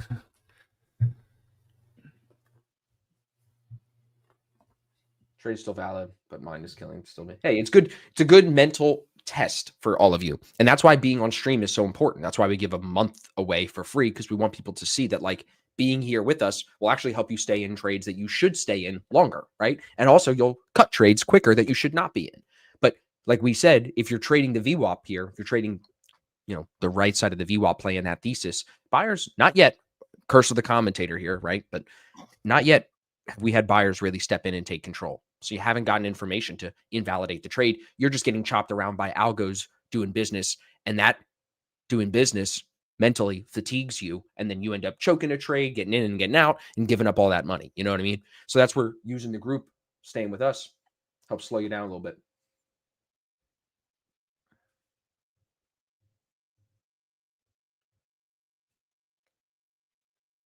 Oh, I got another groundhog out back. That's not good. He's far from the house right now. I yelled out the window to him, bro. He didn't even fucking flinch. He was out munching on my grass, and I open the window. I go, "Hey, get the fuck off my lawn!" He doesn't even look at me. Doesn't even not like a deer would turn its head. This thing did not even care. Just kept munching. I was nowhere near bothering him. He no knew manners. Who raised no manners, dude. No manners. It's crazy. And then he just goes back down in the backyard, back into the woods where he lives, eating off my lawn for free. So I told him he can stay as long as he doesn't dig any holes on my lawn. If he digs holes, I call the trap guy. We take him out like I did his cousins up in the front yard. Yeah, makes sense. I hung the 4 dead ones out back to let the other ones know. So the other ones, we just took them down, and now this guy shows up. Well, now he's here to avenge his family. That's how you know I'm out here in the country now, hanging dead gophers out back. Unless he sees the 4 dead and he wants revenge. Right. He's, like, he's the John Wick of gophers, bro. He's coming to get me. You think you're tough, huh? Okay. I kind of wish, like, from the viewpoint I had of him, I wish I had a little pellet gun that I could shoot at him. I mean, he's digging up my lawn. You know what I'm saying? He's going to have to die at some point if he comes on my property. So it would have been fun to have a little gun to shoot at him. Heyo. What's up, Jim? Jim. Yes, sir. How was Jim? Jim. No. I'm just kidding, bro. How was your No, Jim OBGYN? Everything good? No, all good. Yeah. But I did go to gym early this morning, so that was long done. Long done. Yeah, Jim is long. Jim is definitely long. Yeah, it is long. We're sitting in shorts right now. Not looking great at the moment. Yeah, I could see that. I got back to the desk about 20 minutes ago. I was just trying to settle in. I managed to get a quick little short, so I'm locked out already. But we'll see if we can catch something else. What did you trade? YM? Short NQ and YM. Yeah, Nice. both. Yeah. But I see Tesla's up 3% and the video kind of sitting flat at the moment. Evan's thinking, you're going to talk about the trades or you're going to show us? Yeah, I'll get them up now. It's you finally got. You look like you're dressed for winter. Great. Bruce. That don't look I'm good on dressed you yet. for? Yeah, I said you look like you're dressed for winter. You look bundled up. It's been raining out the whole day, dude. Pouring with rain. We need rain. We haven't had rain here in a while. You could have it every day here. Yeah, you're And in we it got now. overnight view up potentially as help on ES here as it kind of gets above its New York. The same thing. I'm a point away from my stop. I'm gonna get stopped out here. My stop's at 21.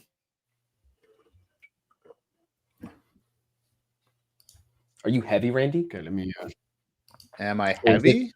Yeah, is this like on the account that doesn't matter? Or are you loaded heavy on this trade? What did you do? No, this is on all my copy traded accounts. Oh, okay. So it'll be like a 6K loss on the day. Okay. But it is what it is. That's copy trading, right? So And you won't take another trade. not in this account. I'll be done trading this one. I'll speak about my trade so far. So it was my DAX trade this morning. Obviously on my CFD account. So off the opening range lows, the algo took the loss, but my manual trading, I was like, listen, it's rejecting. Yeah, because so the algo shorted it, right? Correct. Yeah, on the opening range. So that's where I do agree. Like, obviously you just got to let it play out over time, but the algo is getting in at a shit price. So I was like, from a manual trading perspective, I was on the desk. I was just doing some emails, whatnot. And I was like, listen, the longs look good there, kind of off the opening range low, trading it back towards those levels from overnight pre-market, right? So this is the London session. Obviously, DAX is a European index. For those that don't know, it's the German stock market index. So trading it opens at 3 a.m. Eastern time. And then today, literally I got to the desk 40 minutes ago, just trying to settle in. I was at the doctor's with the kids, my kid and Mrs. So that's why I was away.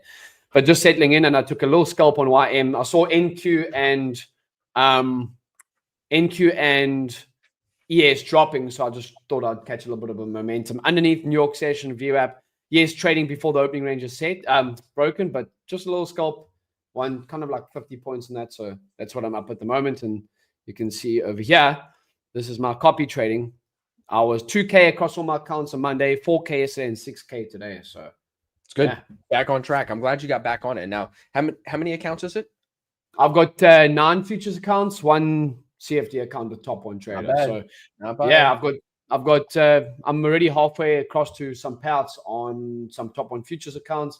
Tradify, and that's I'm about 20-30% in. Does this doesn't give you data on the trades like TradeZella? Like you wouldn't know the average time on these trades, right? From this. I'm actually not too sure. Okay. I would just be no, yeah, you wouldn't know average duration. time. Yeah, it says duration. If you go back to that other one, it was, I guess does it? Yeah, on the left side. Average duration. No, that's not right, bro. Yeah, that's not right. But the other ones look like 1 minute, 1 minute, 50 seconds. Yeah, 1 minute. Yeah, 1 minute. Left side. Yeah. 1 minute 51 seconds. So just little scalps again. 2 minutes. But no, they don't. I don't think it gives you like I'm just literally just using this to track my accounts. It's a little bit easier to this one auto syncs compared to my TradeZilla. I have to go and import every single one of my accounts. Right. But that's the power of copy trading. So right now I've got you can see over here actually. Let's go to my cockpit. Jim was cockpit. Dude, the fact that they got you on here showing how to use TradeSync and they called it a cockpit is just Yeah, hilarious. hey, that's what it calls. I'm not yeah, arguing, bro. It's just funny. there you go. Got a top one futures 50K up 600, funding ticks up 500, and then top one futures 154, 151, 800, and then 5 traded 150K. Oh yeah, this is nice. So Randy, you didn't like this because why? What did you not like about this one? Oh, because it's just a leader follower. So it's basically It's all the same across all the accounts. yeah, it's all the same across all the accounts. You have no I don't control. know. So mean what? all this- Well, no, he's what got do a you mean all the same? multiplier on there. No, there's a multiplier, and you can change it. No, I understand that, but like you can't change your risk settings per account. You can just You change can. like. No, you can. So I need Alright, to sure. see TradeSync. So whatchamacallit, Traders Post is now integrating this all. Yeah, no, Yeah, you can definitely change the risk per account. Like for example, if I want to risk on top one futures, I can change that to I want to risk 1-to-1. I can change it. There we go. But no, can you Traders set a Post different is gonna stop have a loss in each cockpit, account? We're No, gonna you block can't them. set you can't set a Yeah. different stop loss in each account. That's what I meant by risk. Like you can change your stop losses in each account, have it set here, because you got to be careful with Apex with their 5-to-1 rule on taking profits. So if you take profits so if you don't have a stop set in Apex and you start taking profits really aggressively, they can deny your payout. Really? Yeah, you technically got to have a stop set on every trade. Interesting. So then you have to take, say, a 10-point stop. You have to take at least 2 points out of the trade. If you take And they anything won't. less than, Apex won't review that until you ask for the payout. Right? until you ask for the payout, because course, the that's algo picks it up when you request a payout. The algo goes back at your trades and looks at your trades and then flags things. You don't get flagged until you request a payout. The stop at 21 held here. Are you Yeah. still short? It's coming back. I'm out. down. Oh, You're out. Evan, are you short? Mm-hmm. Okay, I see.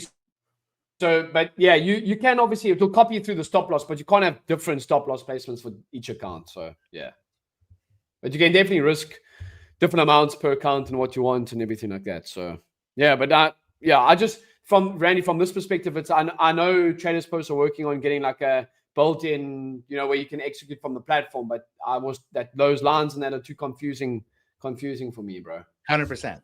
And I think that's their biggest problem, right? Yeah, So it you think is. I mean, TradeSync is simpler. yeah, I mean, TradeSync, yeah, you have a lead account that you execute on, and it follows off of that account. correct. It's the same as how I was copy trading on the CFDs. Also, we're using the CFD copier, so I just was used to it. Lead, It's like the project lead X account to stuff. execute on one account. Yeah. But they can't do. Is it true they can't do Project X, or they can? So you can trade it off Project X, and it can copy to all different stuff. I'm using top one futures 50K as my master account, and then it's going to Tradeovate and other Project X accounts. Correct. So you buy the 150Ks, and then they're 3x multiplied, copied Correct. over to. So this is good conversation, everybody, because I have the trailer for our podcast this weekend. Me, Evan, and James did a podcast about scaling to 20, 30, 40, 50 accounts. So we'll probably talk about this a lot this week. So if you guys have questions in the chat, please throw them in. Yeah. But I think that this is good conversation leading into the podcast this weekend where we really deep dive. Like for those of you that have taken a payout, to not do what James is doing is kind of goofy, kind of silly. I'm going to do it after I'm done with these accounts that I have. I'm going to set it up. There's just no reason not to. Well, you're seeing it. I mean, if you're going to copy take trading with Project X, often you're seeing the Exactly. Yep. So I'm already feeling it. Yeah, I mean, if you're going to take a payout, I mean, Randy also kind of obviously Nick's the OG, Mr. Main Copier. Then Randy was like, listen, I'm doing it as well. I was like, fuck, well, why am I not out? Why am I, let me get this right. Why am I not doing it? So I was like, let me just go for it, So I'm wanting to get, so at the moment, I've got 3 top one futures accounts, 150K to use as my master account, 2 150Ks, 5 traded 150K accounts, and then I've got a funding ticks account as well. I'm wanting to get another 5 funding ticks accounts and some funded next accounts too. So that's what I'm going to operate. So Darren says, I've longed ES momentum trade. Darren, we're short, right? Because sellers have been in control today. I want to use this as a teaching point. You can see exactly what I said earlier. Buying here on the quick breaks of the VWAP, you're going to get smoked. If you're going to be a buyer after this strong of a sell-off at open, you really need to wait for breaks and retests. You need the buyers to step in, hold that VWAP, and then trade off of it in the second leg. Getting long in here is going to get you smoked because you're probably in this area here, the 20s underneath, like in the 19s. You're in the area where the lower high is for the next leg down. You see? So try to avoid being long there. Don't chase that momentum. You want to wait for a retest. I'm out of my NQ. You got profit on it? Nice. Fourth trade. time back at this low. So there's also a nice little flush off this New York 4 or 5 minutes in a row. So just close that. Yeah. Back at the level it kept giving me opportunities to. So fourth time around, I'll do it rather than because I don't want to go back to break even or draw down again. It's been way too long. Yep. I'm leaving here with something. That's what I'm saying. Also, like I have that opportunity too, but like on ES, not really. So fortunately, I traded out on NQ. Yeah, I'm still in short. It might take a little more time. Yeah, I think it's just ES at these lows here at 710, quite strong. Yeah, definitely struggling down here. But another thing for the longs is like you're right at that overnight. See if you could break above it and then look for longs back up. Other than that, it's tough to try to call the first time buyers are going to really show up and show strength. Yeah. The lower low can come in at any moment. I'm still looking for this thing. I believe this will make a move down to the 6,700. Break and retest of this lower day view up. It's the best one you've gotten. It just stopped at all those orders at the level. I have no reason to think yet that we would come higher because buyers have not been able to maintain. So for me, I'm staying in this short. Might take profits in at 67.02, 67.03. That's where I'm thinking this will go. I'm going to watch how it reacts to 67.05 on the book map, but there's no information in the chart here saying shorts are dead. The buyers haven't stepped in, showed that they have control yet. So to say I'm playing the right side of VWAP, I'm just going to roll with the probabilities, should be able to make some money on it. How far is it going? Where's it going? Couldn't tell you. It's a guess. I really can't tell you. Yeah. But I can tell you I should get a move lower towards that 6,700, and I'll be able to close this for some green.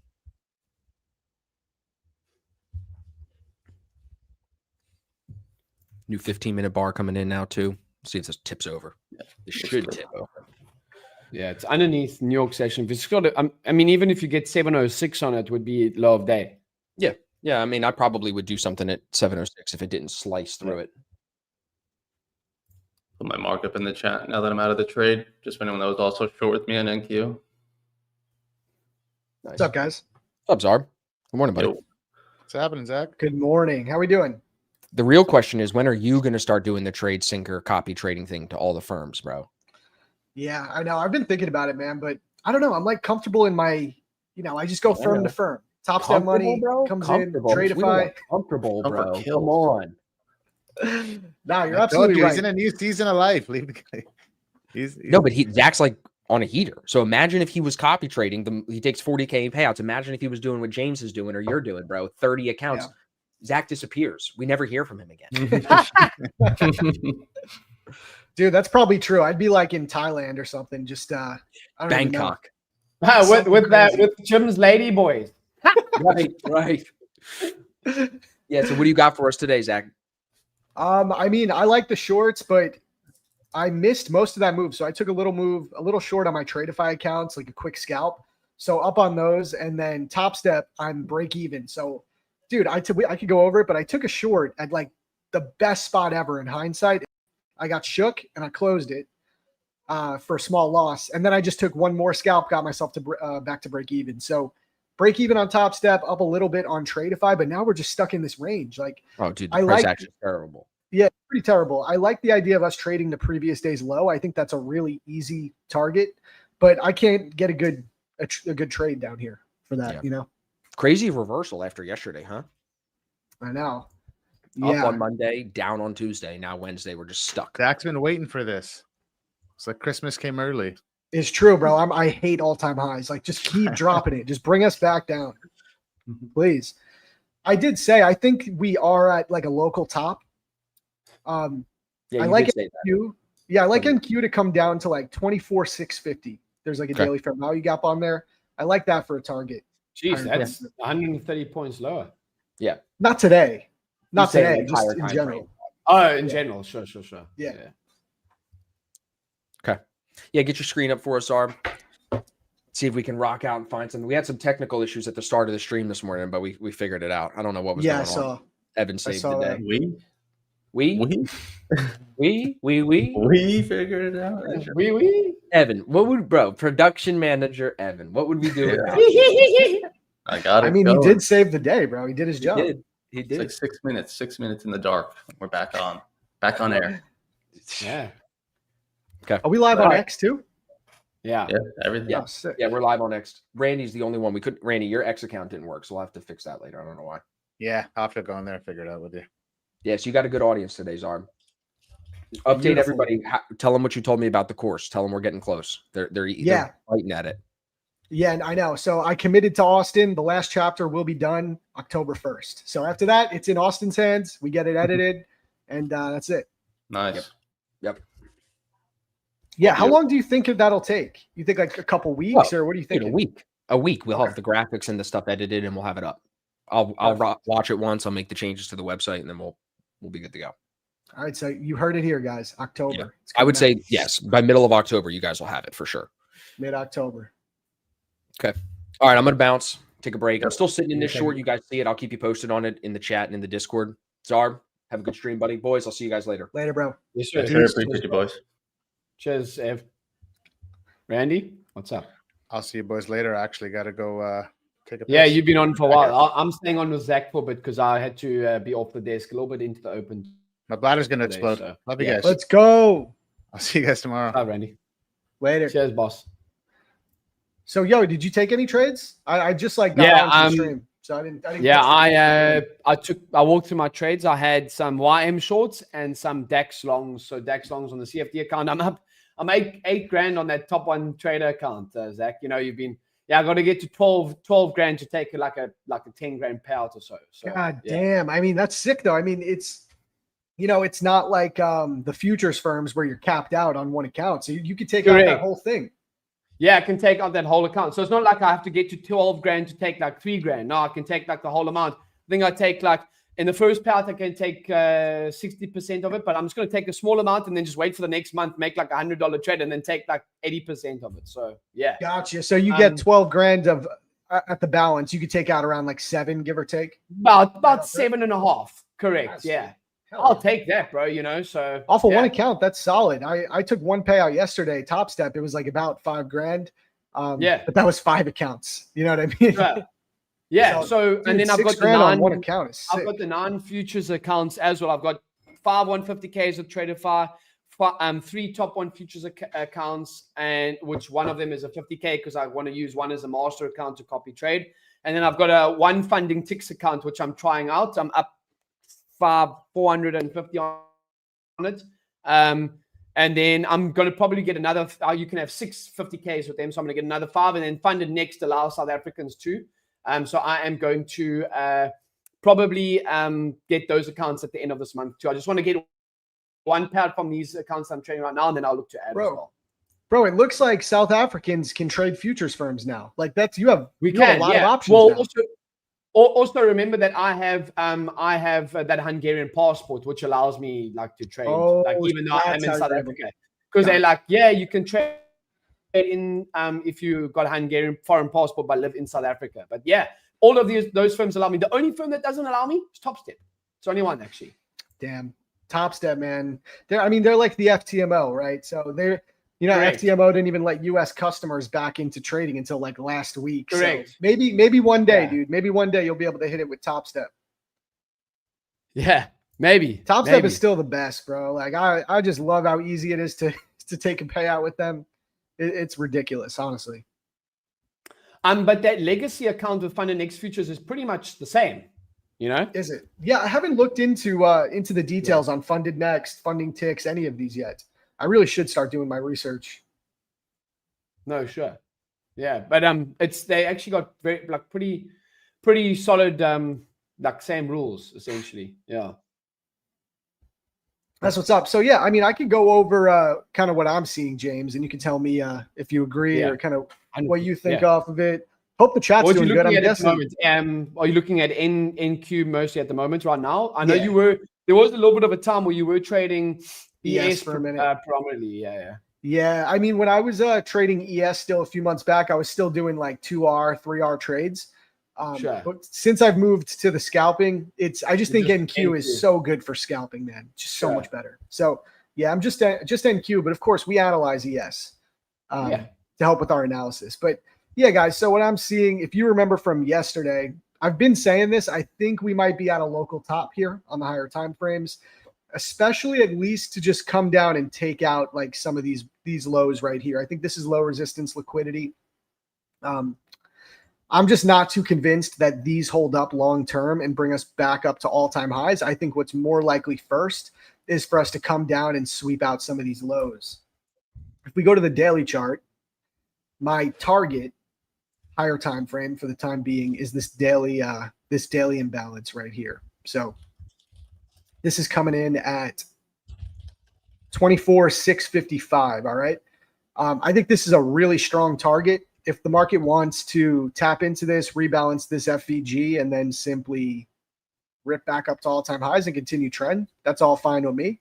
But yeah, this is where we use fair value gaps not just as support or resistance, right? We use it as a magnet for price. It's an imbalance that ultimately wants to get filled. So I think this is a pretty clear target on the daily.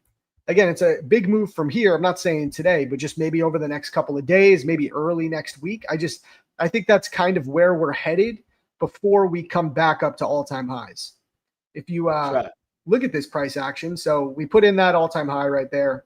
And then what do? Displace lower. We created a 4-hour fair value gap right here. So this was really my line in the sand, and this will remain my line in the sand for this trade idea.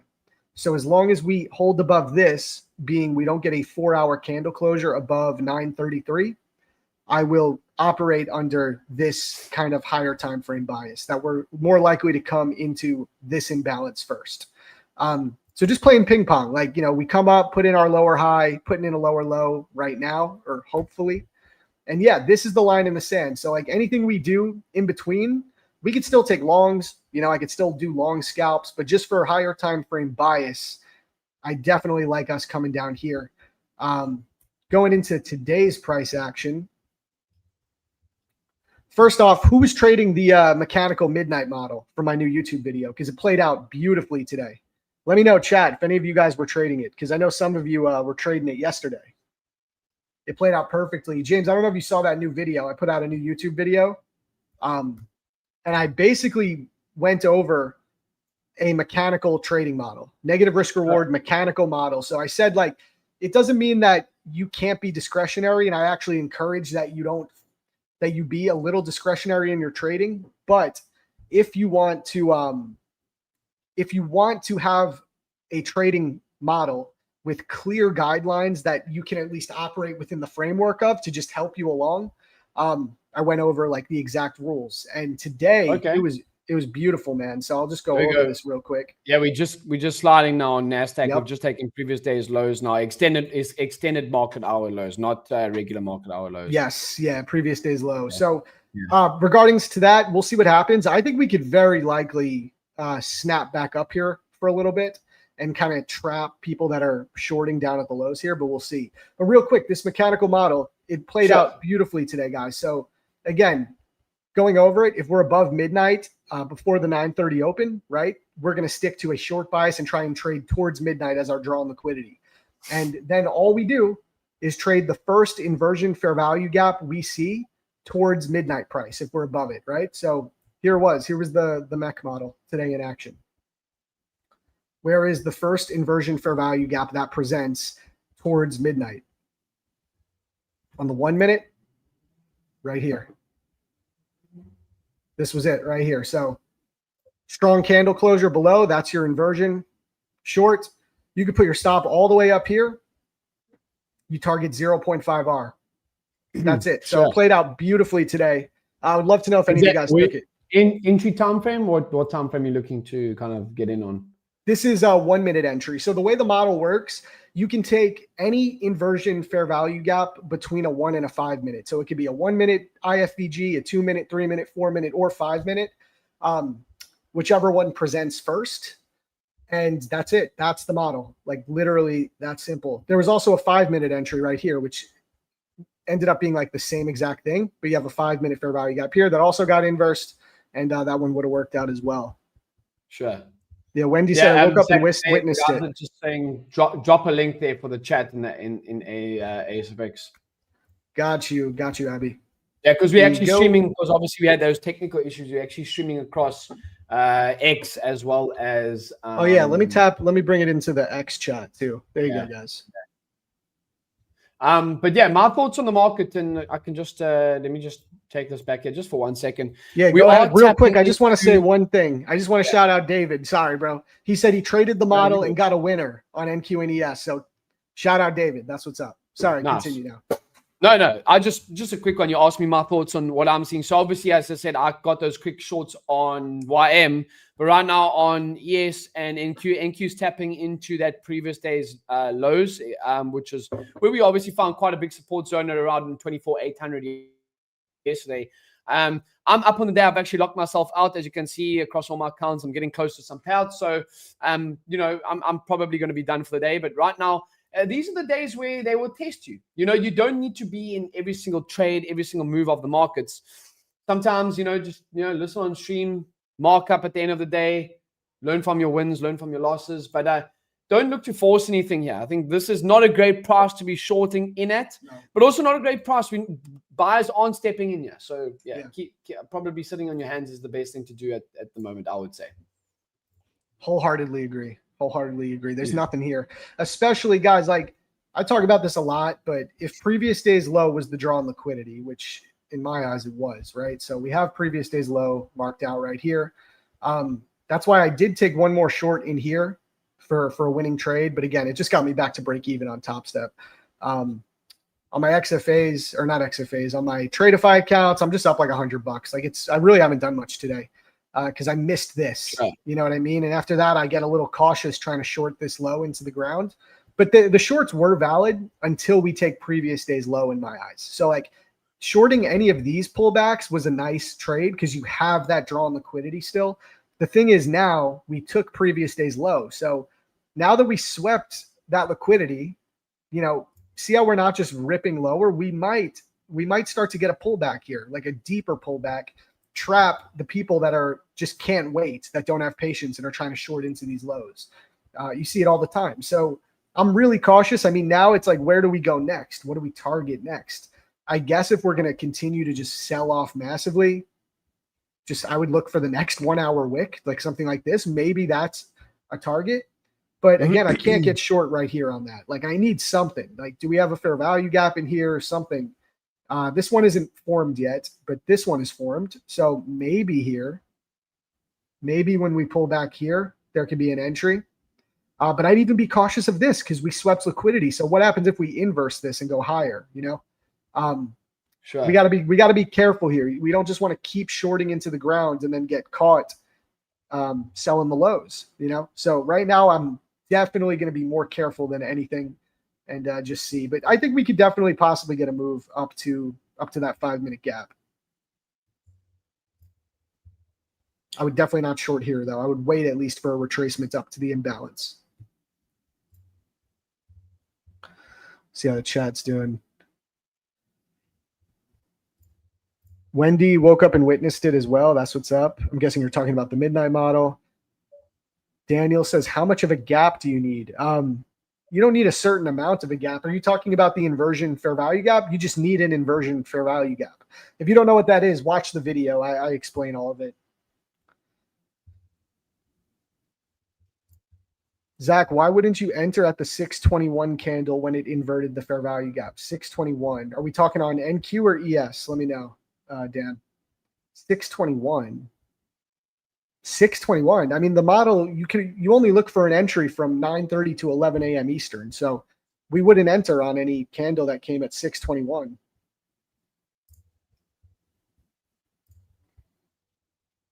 Trying to find this 621 candle to see what's relevant. Yeah, not sure. There's nothing relevant about this candle.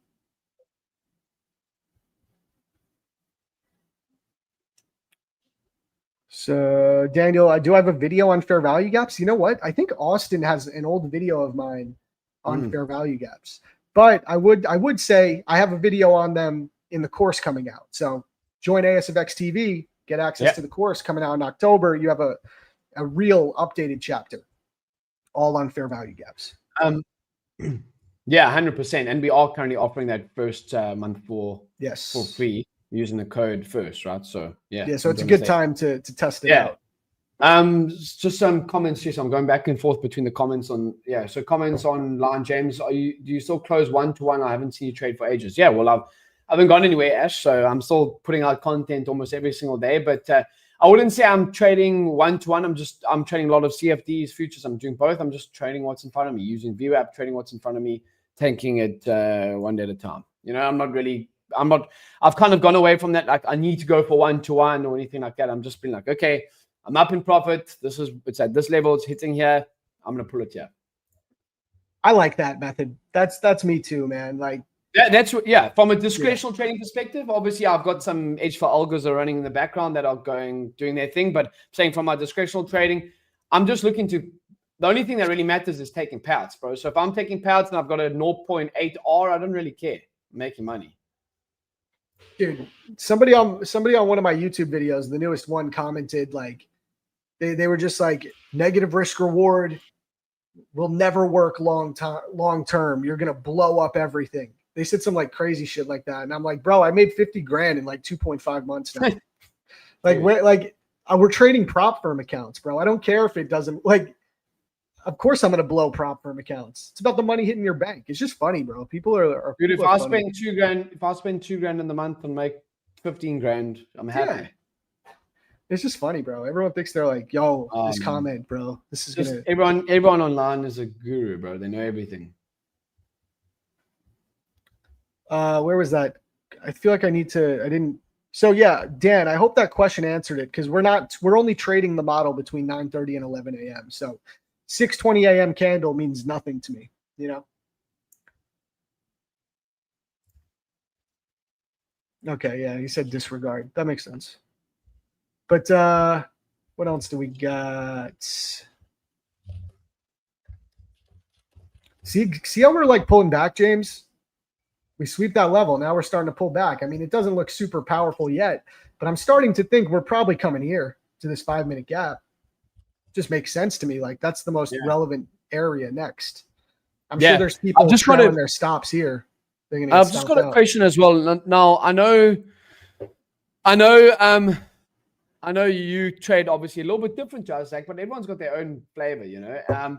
So someone asked me, James, do you trade against VWAP and everything like that? Sometimes I will trade against VWAP, but it's a tougher trade for me personally. I don't see it as great, unless it really, really makes sense. For example, today, okay, this trading against this VWAP, at this level could make sense. We're up against the previous day's lows. Okay, as you can see, this white total line. This could be used as a bounce play back towards the VWAP. Okay, we are also bottoming out here.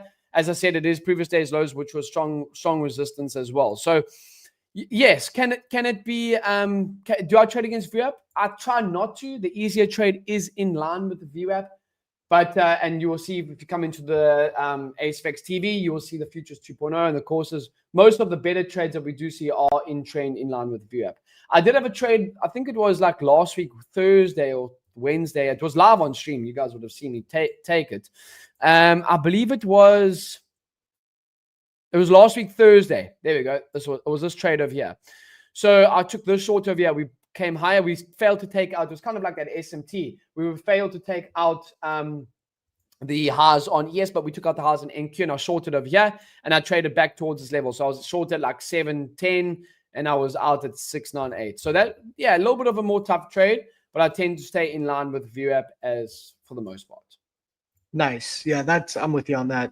I basically have the same thing, just with the previous day's point of control. Most of the time, if I stick with shorting below the previous day's POC, I'll have a better time than trying to long when we're under the POC. Yeah. Oh, this person just clarified they meant the 9:21 a.m. candle. Just so you understand, the model you only look for the model to present from 9:30 to 11 a.m. So you wouldn't take an inversion that happened at 9:21. So hope that clarifies it, brother.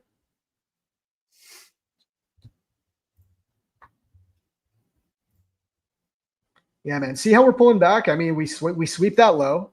Now we're pulling back, coming into this 5-minute gap. So this will be an interesting spot. We'll see how we react. We just mitigated this 5-minute gap. So how are we going to react in here? You know, are we going to just keep going lower? I'm cautious of that. We've swept some high time frame liquidity now. Like that's a clear swing low right here. If we want to pull back deep and take out all of this, I wouldn't be surprised. We have a fully wide open 15-minute gap right here. So sure. Look at this as well. Like ES didn't tap into previous day's lows, but we are moving higher too. Remember that, guys, we are at all-time highs. So even though we are coming lower today and yesterday, we forget about the move that we did have on Monday. I mean, we literally rallied like 50 points on Monday too. So just from a hard time perspective, we are underneath the weekly view up, but we are sitting right now just at that 5-day SMA, which Brian Shannon loves to use, which I've got over here on my chart, that black one there, right? 5-day SMA, which a lot of traders love, especially Brian Shannon loves to use for a higher time frame perspective. But for me, I'm keeping it simple. I always trade opening range and session view up. Yep. Yo, I just realized there's a bullish SMT right there. Look at it. We got a bullish SMT, guys. So yeah, we do, because we took the lows on NQ, but not on ES. Yeah, exactly. So yeah, NQ took those lows. ES has not taken the lows. And honestly, guys, we have a ton of stacked highs right here. We could have a reversal on our hands, honestly. Intraday reversal, not full blown necessarily, but I mean, those are clear as day equal highs. And now we're coupling that with bullish SMT divergence. Not a terrible beginning framework for a long setup, honestly. So someone's saying, hello, why not using anchored view up from trading view? I do use anchored view up from trading view, but we got the automatic view apps that the ASFX automatic view apps. That's what I'm using for that. So yeah. All right, this is going to be my line in the sand here on ES, guys. If we get a strong 5-minute candle closure above this bearish fair value gap, I think we could most likely come up to these highs. So I'm not going to want to flip an intraday bias until this happens. So we would essentially inverse this gap, which would also coincide with us getting back above previous day's value area low. So there's a lot of confluence there. If we could get back above there, I would think we might want to come for these equal highs just because of all of the confluence, right? Overall, we're in a higher time frame still. We just put in a bullish SMT. So then if you can get an entry signal, like getting above this gap, we have a drawn liquidity as well. So this means nothing, though, if we don't get above this gap. So I'm not saying long down here, but if you can get back up here, I think there could be a long setup. Sure.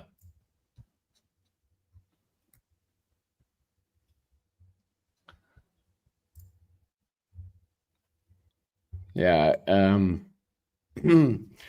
As I said, like, I think the best thing is to do is I've made my money. So kind of just sit on your hands. And like for me, I'm not going to be looking for any other things, trades today. Whereas yesterday we were kind of in a tight range. I managed to scalp some shorts here live on stream. And then I got some follow through on NQ later on in the session, Yeah, I feel you, man. See, I feel like I have not made my money yet today. So I would like to find a trade, but I just, we're just not in a spot that I love. Like I was considering a little short scalp here where we would do something like set a limit order here and look for our 20 to 40 ticks, something like this.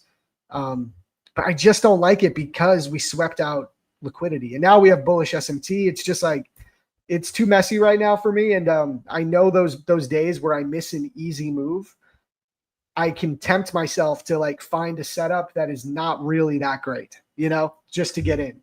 So I just want to avoid that. Like we're watching this 5-minute gap, guys. I mean, if it holds as resistance, we make a new low. There will be an opportunity for me to catch a short scalp somewhere in here. But I don't want to get in prematurely right now just because I do feel a little bit of FOMO from missing this overall move. Sure.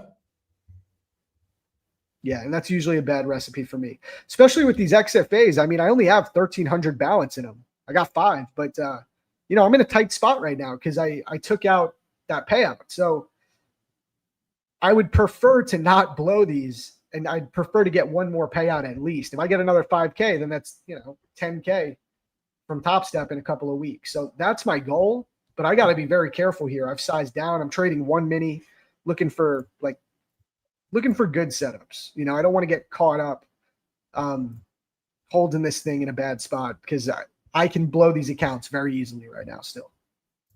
Yeah. We're also looking pretty pretty bearish right now. We're not We're not actually holding up at the minute. Yeah, this was a good short scalp opportunity. That's like that's everything I love about a setup, waiting for just getting a reaction inside that 5-minute gap, capturing 40 ticks. But I just don't like that we swept liquidity already. So it's just not my favorite for that. But the structure looks beautiful. Like it would have been great.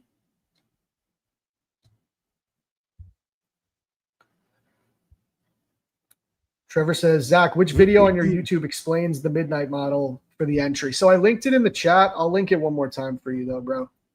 It's my newest video, so it should be easy to find.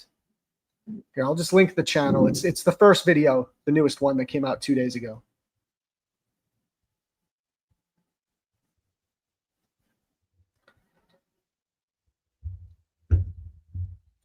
Yeah, though, man, I don't know. I should take what Austin is saying seriously, and maybe I should start getting ready to set up Traders Post or Trade Sync or whatever. But I don't know. One of the things I like about having different firms is risk syncing in between the day. So if I am red on one set of accounts, like I could still come back and trade a different set of accounts and make some money there. And I don't feel, having a red day just doesn't sting as much in that way. Whereas if I'm trading all of them, psychologically, it's going to be a new barrier I have to deal with, I think. Yeah, I mean, I'm still kind of getting used to it as well. I mean, I'm copy trading 9, but then sometimes I will like lock myself out and maybe only trade 2, Okay, so you're not doing it like exclusively. You're always trading. No, I will like go do exactly what you say to do, Yeah. Yeah, we'll see. I mean, right now I got Tradeify, I have Top Step, and I have one top one futures account, which is kind of close to payout, actually. It's just one though. I think I need to make 53K, right? That's the profit target. So yeah, if I make 500 tomorrow, I actually didn't even talk about this. I did make this morning on top one. What happened to Austin's ES trade? I'm pretty sure he would have pulled for profit. I'm almost sure of that. Evans out. Austin's ES trade. I'm pretty sure he would have taken profits. I mean, he was in quite. Yeah, I'm almost sure of it. But yeah, he hasn't posted anything in the Black Shirt Club at the moment. So yeah, they were short, right? Yeah, they were short. They were short. Correct. Yeah, so should have looked good for them.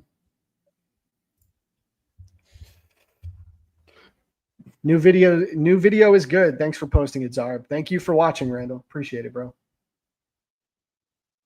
Yeah, look at this. I mean, damn. Maybe I'm thinking too much because we just called this perfectly, guys. Like, sweet previous day's low, come back up to the 5-minute gap. I mean, it holds as resistance. This, damn. Yeah, I might be overthinking things because this was a damn good trade. TP would have been hit. We would have a limit order right here. And yeah, I mean, it would have been very simple trade, no drawdown. So yeah, I might be overthinking. Now again, though, I'm in a spot where it's too low again. Like that was the opportunity. So just got to be careful here.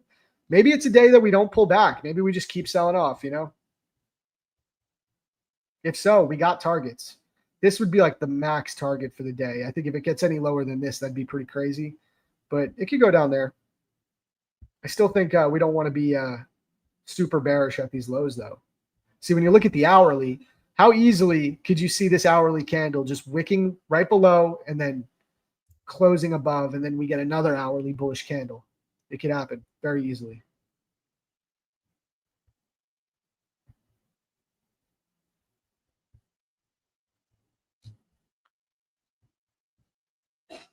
Who is shorting ES? No one here. Yeah, I'm not shorting it. I wouldn't short at this price personally, but yeah, could it go? See, and this is why we don't just look for bullish SMT. Like you don't just get long because there's SMT divergence. That's why I said you need to wait for that confirmation. We got that inversion up here. That would be a long. As of right now, it's no long. This is just one confluence of a couple that you need to give yourself a good setup. You need an entry. You need a confirmation, and ES did not give you that. Damn, man. We called that exact spot.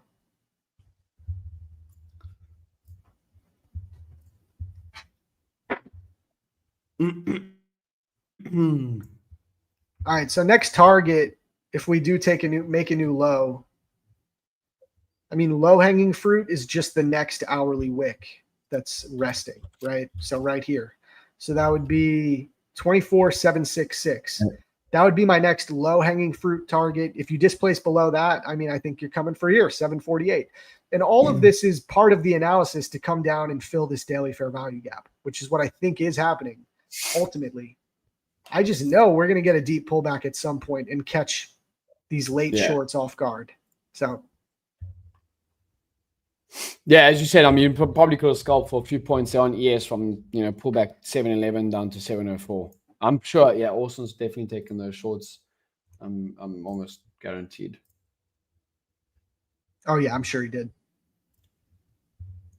Damn, there was also SMT. I really kind of, maybe I screwed up on this one. Look at this, guys. From this candle on ES to this candle, ES made a lower high. What did NQ do from there? From there to there? From 1058 to 1120. Made a higher high. It also had a bearish SMT. There was so much confluence for that trade. Damn. There you go. Did anyone take that? NQ breaking.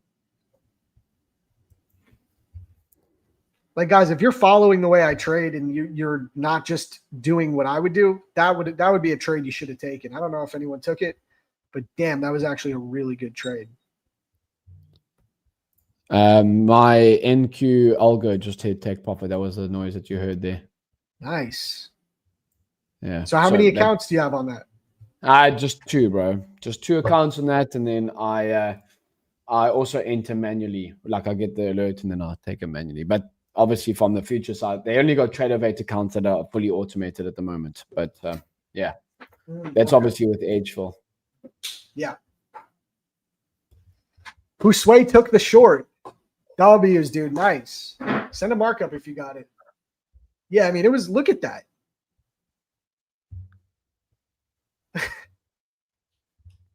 For value gaps don't work, right, guys?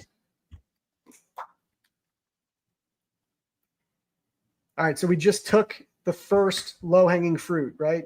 24,766.50 just taken. Once again, I think we can get a deep pullback up. So we swept it just now, and we're immediately getting a slight retracement here. Once again, I'd be cautious about continuing to short because we're going to get a deep pullback. It's coming.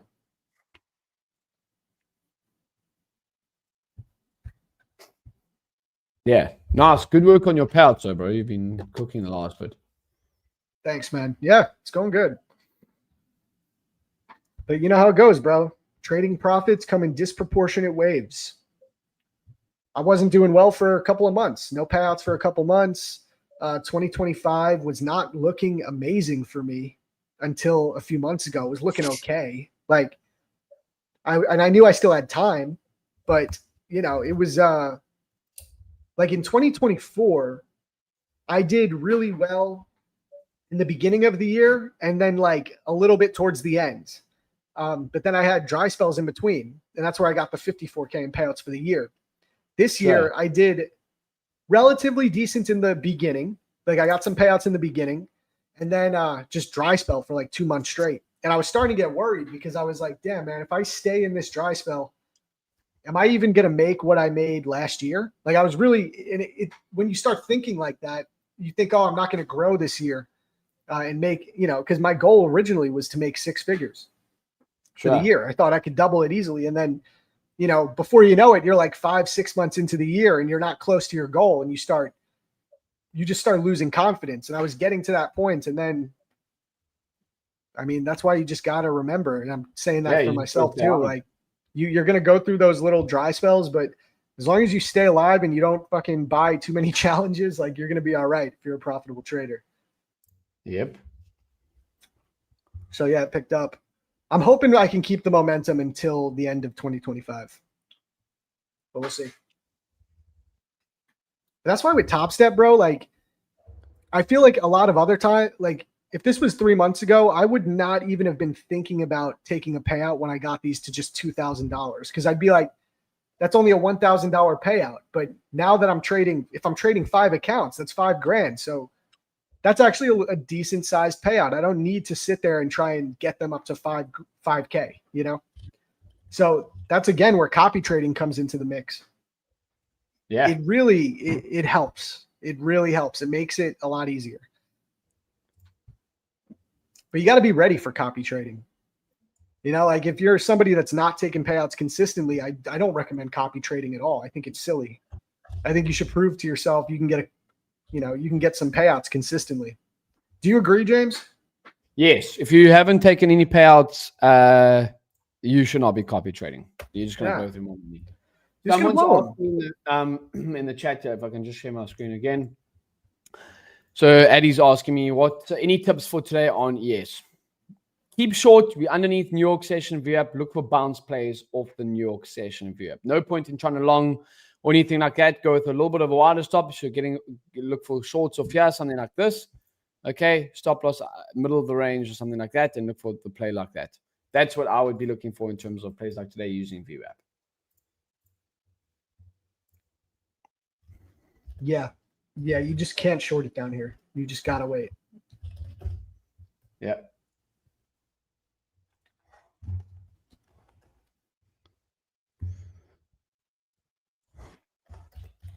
Yeah, with the copy trading too, I feel like even if you start getting a couple of payouts, you should not just like go from one account to 10. Like you should go from one account to two accounts to 3. Do it a few times because you can make really good money just copy trading 2 to 5 accounts. You really can. I've never been trading more than 5 accounts. In this last run I had, I traded 2 accounts with Tradeify. I made like 34 grand from them alone. And that was with 2 accounts, bro. You don't need like a million accounts also, especially in the beginning. Yeah.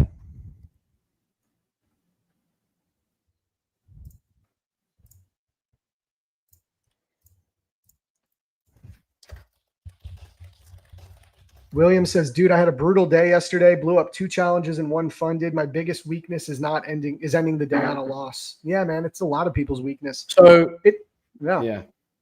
No, I was going to say with that, do you have a max loss in place? You shouldn't be blowing accounts if you have a max loss in place personally. Yeah. It's hard though, right, man? Because a lot of people, they put that daily loss limit up there and then they get close to it and they remove it. No, but to put the thing the way you lock yourself out for the day, you can. Yeah, that's what you got to do. You have to. I mean, you either got to do that because then once you hit that, you're done for the day. You're going to get liquid, so you'll trade smaller. Otherwise, you're just like, oh, well, stuff it. I'm just going to change it when I get there. What's the point in that? You got to do the opposite of what most traders are going to do. Most traders are going to overtrade, over position size. They get a 50K account. They trade at 2 minis, just stupid stuff. That's like what most traders do to blow accounts. When you're trading, you got to do opposite of what the idiots are doing because the idiots are losing money. So you got to do the opposite of that. What are you going to do? You're going to have a max loss limit in place. You're going to trade smaller, and you're going to take your time getting to your payouts. See what it is. 100%. 100%. It's just it's so much easier said than done. People know this, they know it. They just can't follow it. Austin just got full out. Sorry, just Austin got a full out. Nice job. What was his entry price at? Let me check. His entry price. Austin's entry price was about 712. So he got 712. About 9 points or so. Yeah, I mean, dude, it's not a bad entry in the grand scheme of things. And again, you have previous day's low to look for. Nice trade. Yeah, see, look, this bullish SMT not holding up now because you can't trade it alone. You need an entry signal. You had no entry signal. So looks like ES is going to come take previous day's low. I'd say that's pretty confident.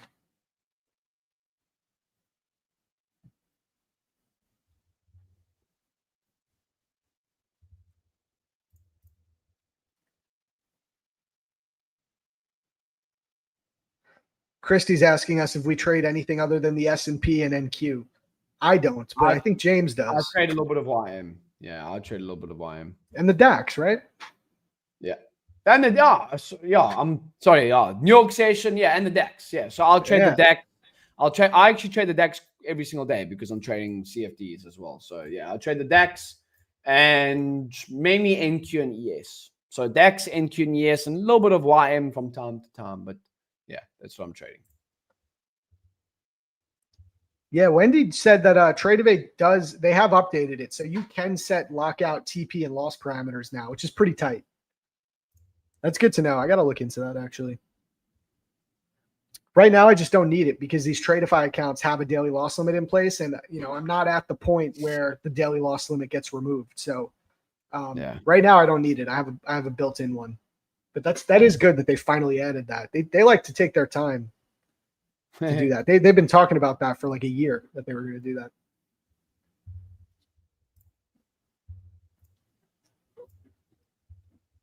Damn, man. Yeah, I'm just a little bummed that I missed this one. I mean, it was such a good call out. I just didn't take it.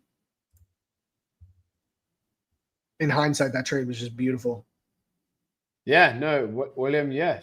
Trading can be tough, dude. That's why, but I always, give it real and honest. That's why I do my coaching calls too. But yeah, sometimes you do need a hug sometimes, bro. It can be challenging, and especially when you're not taking payouts. So yeah, that's come join the stream. Let us know the wins, losses. That's what we do. We share our wins, our losses. And sometimes it's not pretty. Like, we're not claiming to be the best traders in the world, but we know how to make money consistently. So just, let us know any single time you need someone to chat to, let us know in the chat, bro. Yeah. Yeah. All right. Honesty time. Has anyone blown any accounts today?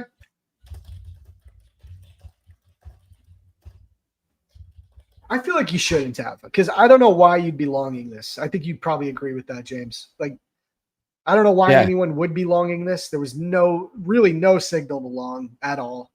And if you did short, even if you got a terrible entry, you got into profit at some point, as long as you didn't cut it too quick. So I would imagine most of you guys are doing all right. You're either flat or maybe green or small green.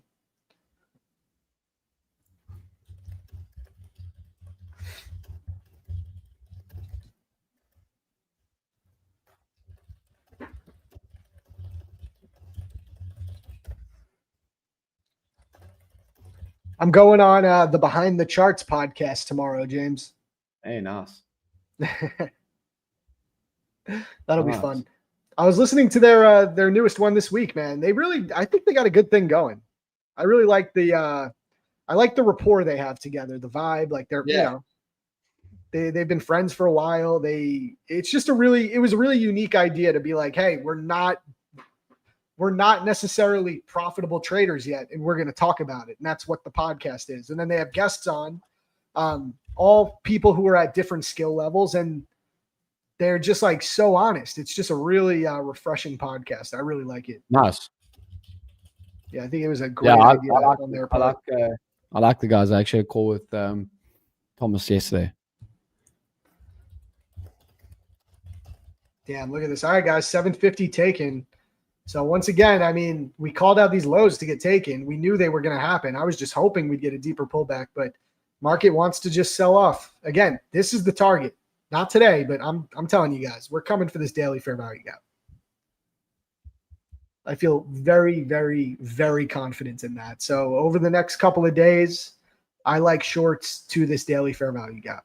That's my draw on liquidity. That's my I'll put myself out there. I'm calling this zone to get taken. So 24,655 on NQ. Today's Wednesday.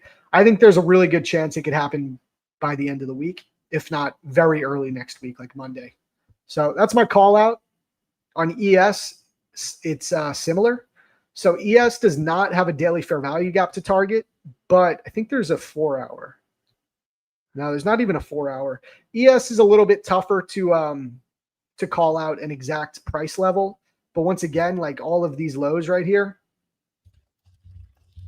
I think these will get taken. So I think this is like the draw. So maybe I will call out 6,671 on ES.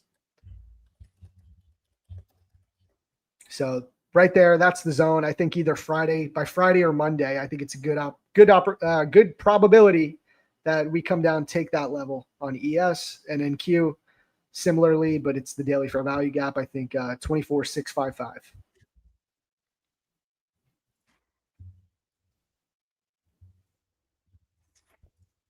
All right, here we go. Husway posted a markup of the short. Let's take a look at this. Okay, so let's look at this. Oh, I see you got the ICT market structure indicator up. I think that's what this is, right? Change a character, break a structure. All right, so here's your, I'm guessing here's your short. Oh, you got a quick scalp. Unless, where's your entry on here? I'm thinking it's here. So you have that 5-minute fair value gap marked out. That's perfect. Looks like you got short right inside the gap. But it looks like you took a scalp, so you were in and out. But you had the zone, correct? Beautiful. It also aligned with, I'm not sure which VWAP this is. James, maybe you can tell. Is this overnight VWAP, New York VWAP? Yeah, that looks like overnight VWAP, the top one. Or Nice. New York VWAP. I'm not too sure because he's zoomed in on the 1 minute. Could be New York session VWAP as well. Dude, I will say I've used VWAP a little bit in my trading career, and I always liked the overnight VWAP more than New York VWAP. I thought it offered better levels. I don't know if you agree or disagree on that, but I always liked the overnight VWAP. Yeah. Which one do you like more? Personally, for me, dude, I price action. Like yeah, the VWAPs are nice. I like using the session and overnight. Which one do I like more? Yeah, man. I mean, if you are looking purely from like a session VWAP, because you can see what the actual session is doing, but the overnight is nice as well. That's for like the extended market highs. I love using pre-market highs and lows as well. I see we've dropped down now into 730s as well. Yep. All right. Next zone, next draw liquidity would be this wick, 709. See if that gets taken. We're just selling off, man. Yeah. Dude, if we hit this today, that'd be crazy, bro. It's still a ways away, but we're just not stopping yet. No, we're not. Yeah, 75 points away, which seemed crazy. But I mean, when we were up here, it was 140 points away. You know, we've dropped 60 points since then. So it could happen. It could fucking happen. We are not stopping. Damn. Yeah, I think we're coming here today. I don't see why we would stop. Maybe we pull back a little bit, but I think 709 is coming next. My God, if we come and take this draw today, that's going to be hilarious. Look how much closer we're getting now, guys. It's right here. Again, why is this a draw on liquidity? It's a wide open fair value gap. It's an imbalance. The market fills imbalances. It's wide open. It's going to act as a magnet. That's it. That's how we use them. We use them for support and resistance, but we also use them as a magnet towards price, inform our directional bias. So yeah, this is working out nicely.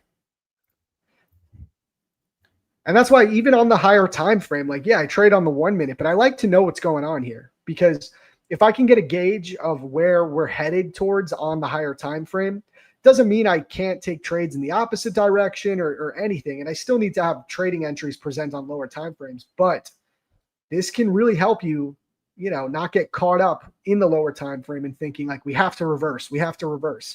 If you have that higher time frame target, you have to operate under the assumption that that's where the market is headed. So if it wants to go there, would coming all the way back up to like a new all-time high, that would kind of be counterproductive for the objective. So the objective is this fair value gap. And sometimes you're going to be wrong on that. You're not going to be right on your higher time frame analysis, but if you can get good at it. We underneath, 718 now, 715. Yeah, it's coming, man. Dude, this might be coming today. I'm starting to think it's coming today. I don't see why we stop. Wow. Jeez. Yeah. But then again, like, just stay, like, you know, stay in line with the trend, stay in line with the VWAP.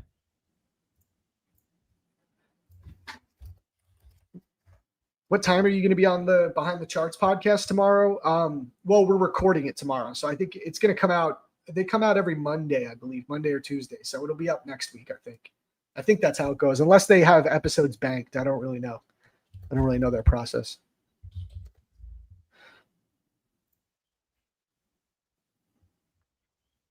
Frankie the cat called it. Oh,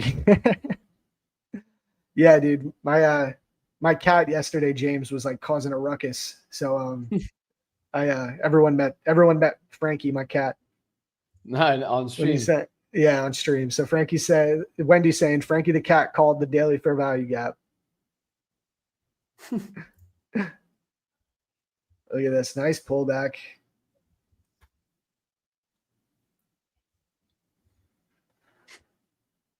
All right. So, I mean, we might want to come up here to these fair value gaps, kind of rebalance a little bit, consolidate. But yeah, man, this is going to be tough. I mean, I might look for a short if we can get back up into these 1 minute gaps. I could probably get a short scalp in there. This is too low though. This gap, it could work, but again, I would I'd be kicking myself if I shorted down here at the lows and then we got that deep. No, yeah. So I mean, someone actually mentioned about shorting. Yes, like even if you did short over there, yeah, I mean, it's tough because you're at the low of day. It's a tough one. But guys, I'm gonna head off. I'm gonna see you on tomorrow. Yeah, I'm locked out for the day. So yeah, have a good rest of the session, and then Zach, I'll hopefully stay on a little bit with you again tomorrow. But yeah, Wednesdays I think are the ones. So all right, sounds good to me, bro. Yes, sir. Good stuff, bro. Good stuff on the pouts. We'll see you on tomorrow. Thanks, bro. All right, talk to you later. I'll Cheers, close bro. out the stream. Peace. Cheers, guys. Cheers. All right, guys. Yeah, I'm about ready to head off too. Let's just go over like the rest of the day. So yeah, I mean, this fair value gap could hold us and you could take out 709. But like I said, I mean, I'd kick myself real hard if I shorted in here and then we got the pull back up to here. Because then it's just, what are you doing?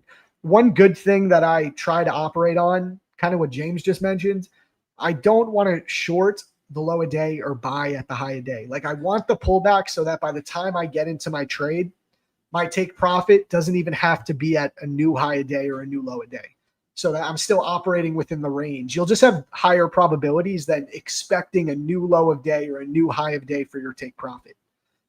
So yeah, not interested in this short. If we could pull back up here into this zone, I'll probably consider a short scalp, but I will have to be cautious again because we're just so low. But that's really it. I mean, again, higher time frame, we're coming for this gap, guys. I'm calling it. Maybe even today, but now I'm starting to believe it'll definitely happen by Friday. It might even happen tonight or tomorrow. So that's the draw on liquidity, and this could bring really good long opportunities once we get back into this, at least like intraday long opportunities. So just keep an eye on that level, mark it off. And yeah, I'll be back tomorrow, 11 a.m. as always. Thoughts on ES before I sign off? It's going to be the same analysis, William, pretty much same thing. You don't have a daily fair value gap to look at, but any of these, like if we start pulling back, I ultimately think we're coming here for 671 on ES. I would say look out for shorts back into this zone. So somewhere around like 6,700 whole number. That could be a good spot, but don't get caught up. Like it's just scary because you can get a deep pullback, but this will be a zone for ES that I think you could look for shorts on, for short scalps. So that's ES. David says, I took the model on NQ, had my stop too tight and stopped out quickly, but after it started pulling back, I took the same trade again and it worked flawlessly. The ES trade works perfect. Nice, dude. W's. Good job. And you're up 2K. Hell yeah, man. All right. Yeah, that's it for me though, guys. Have a good one. I will see you back on tomorrow, same time as always. Take care until then. Peace.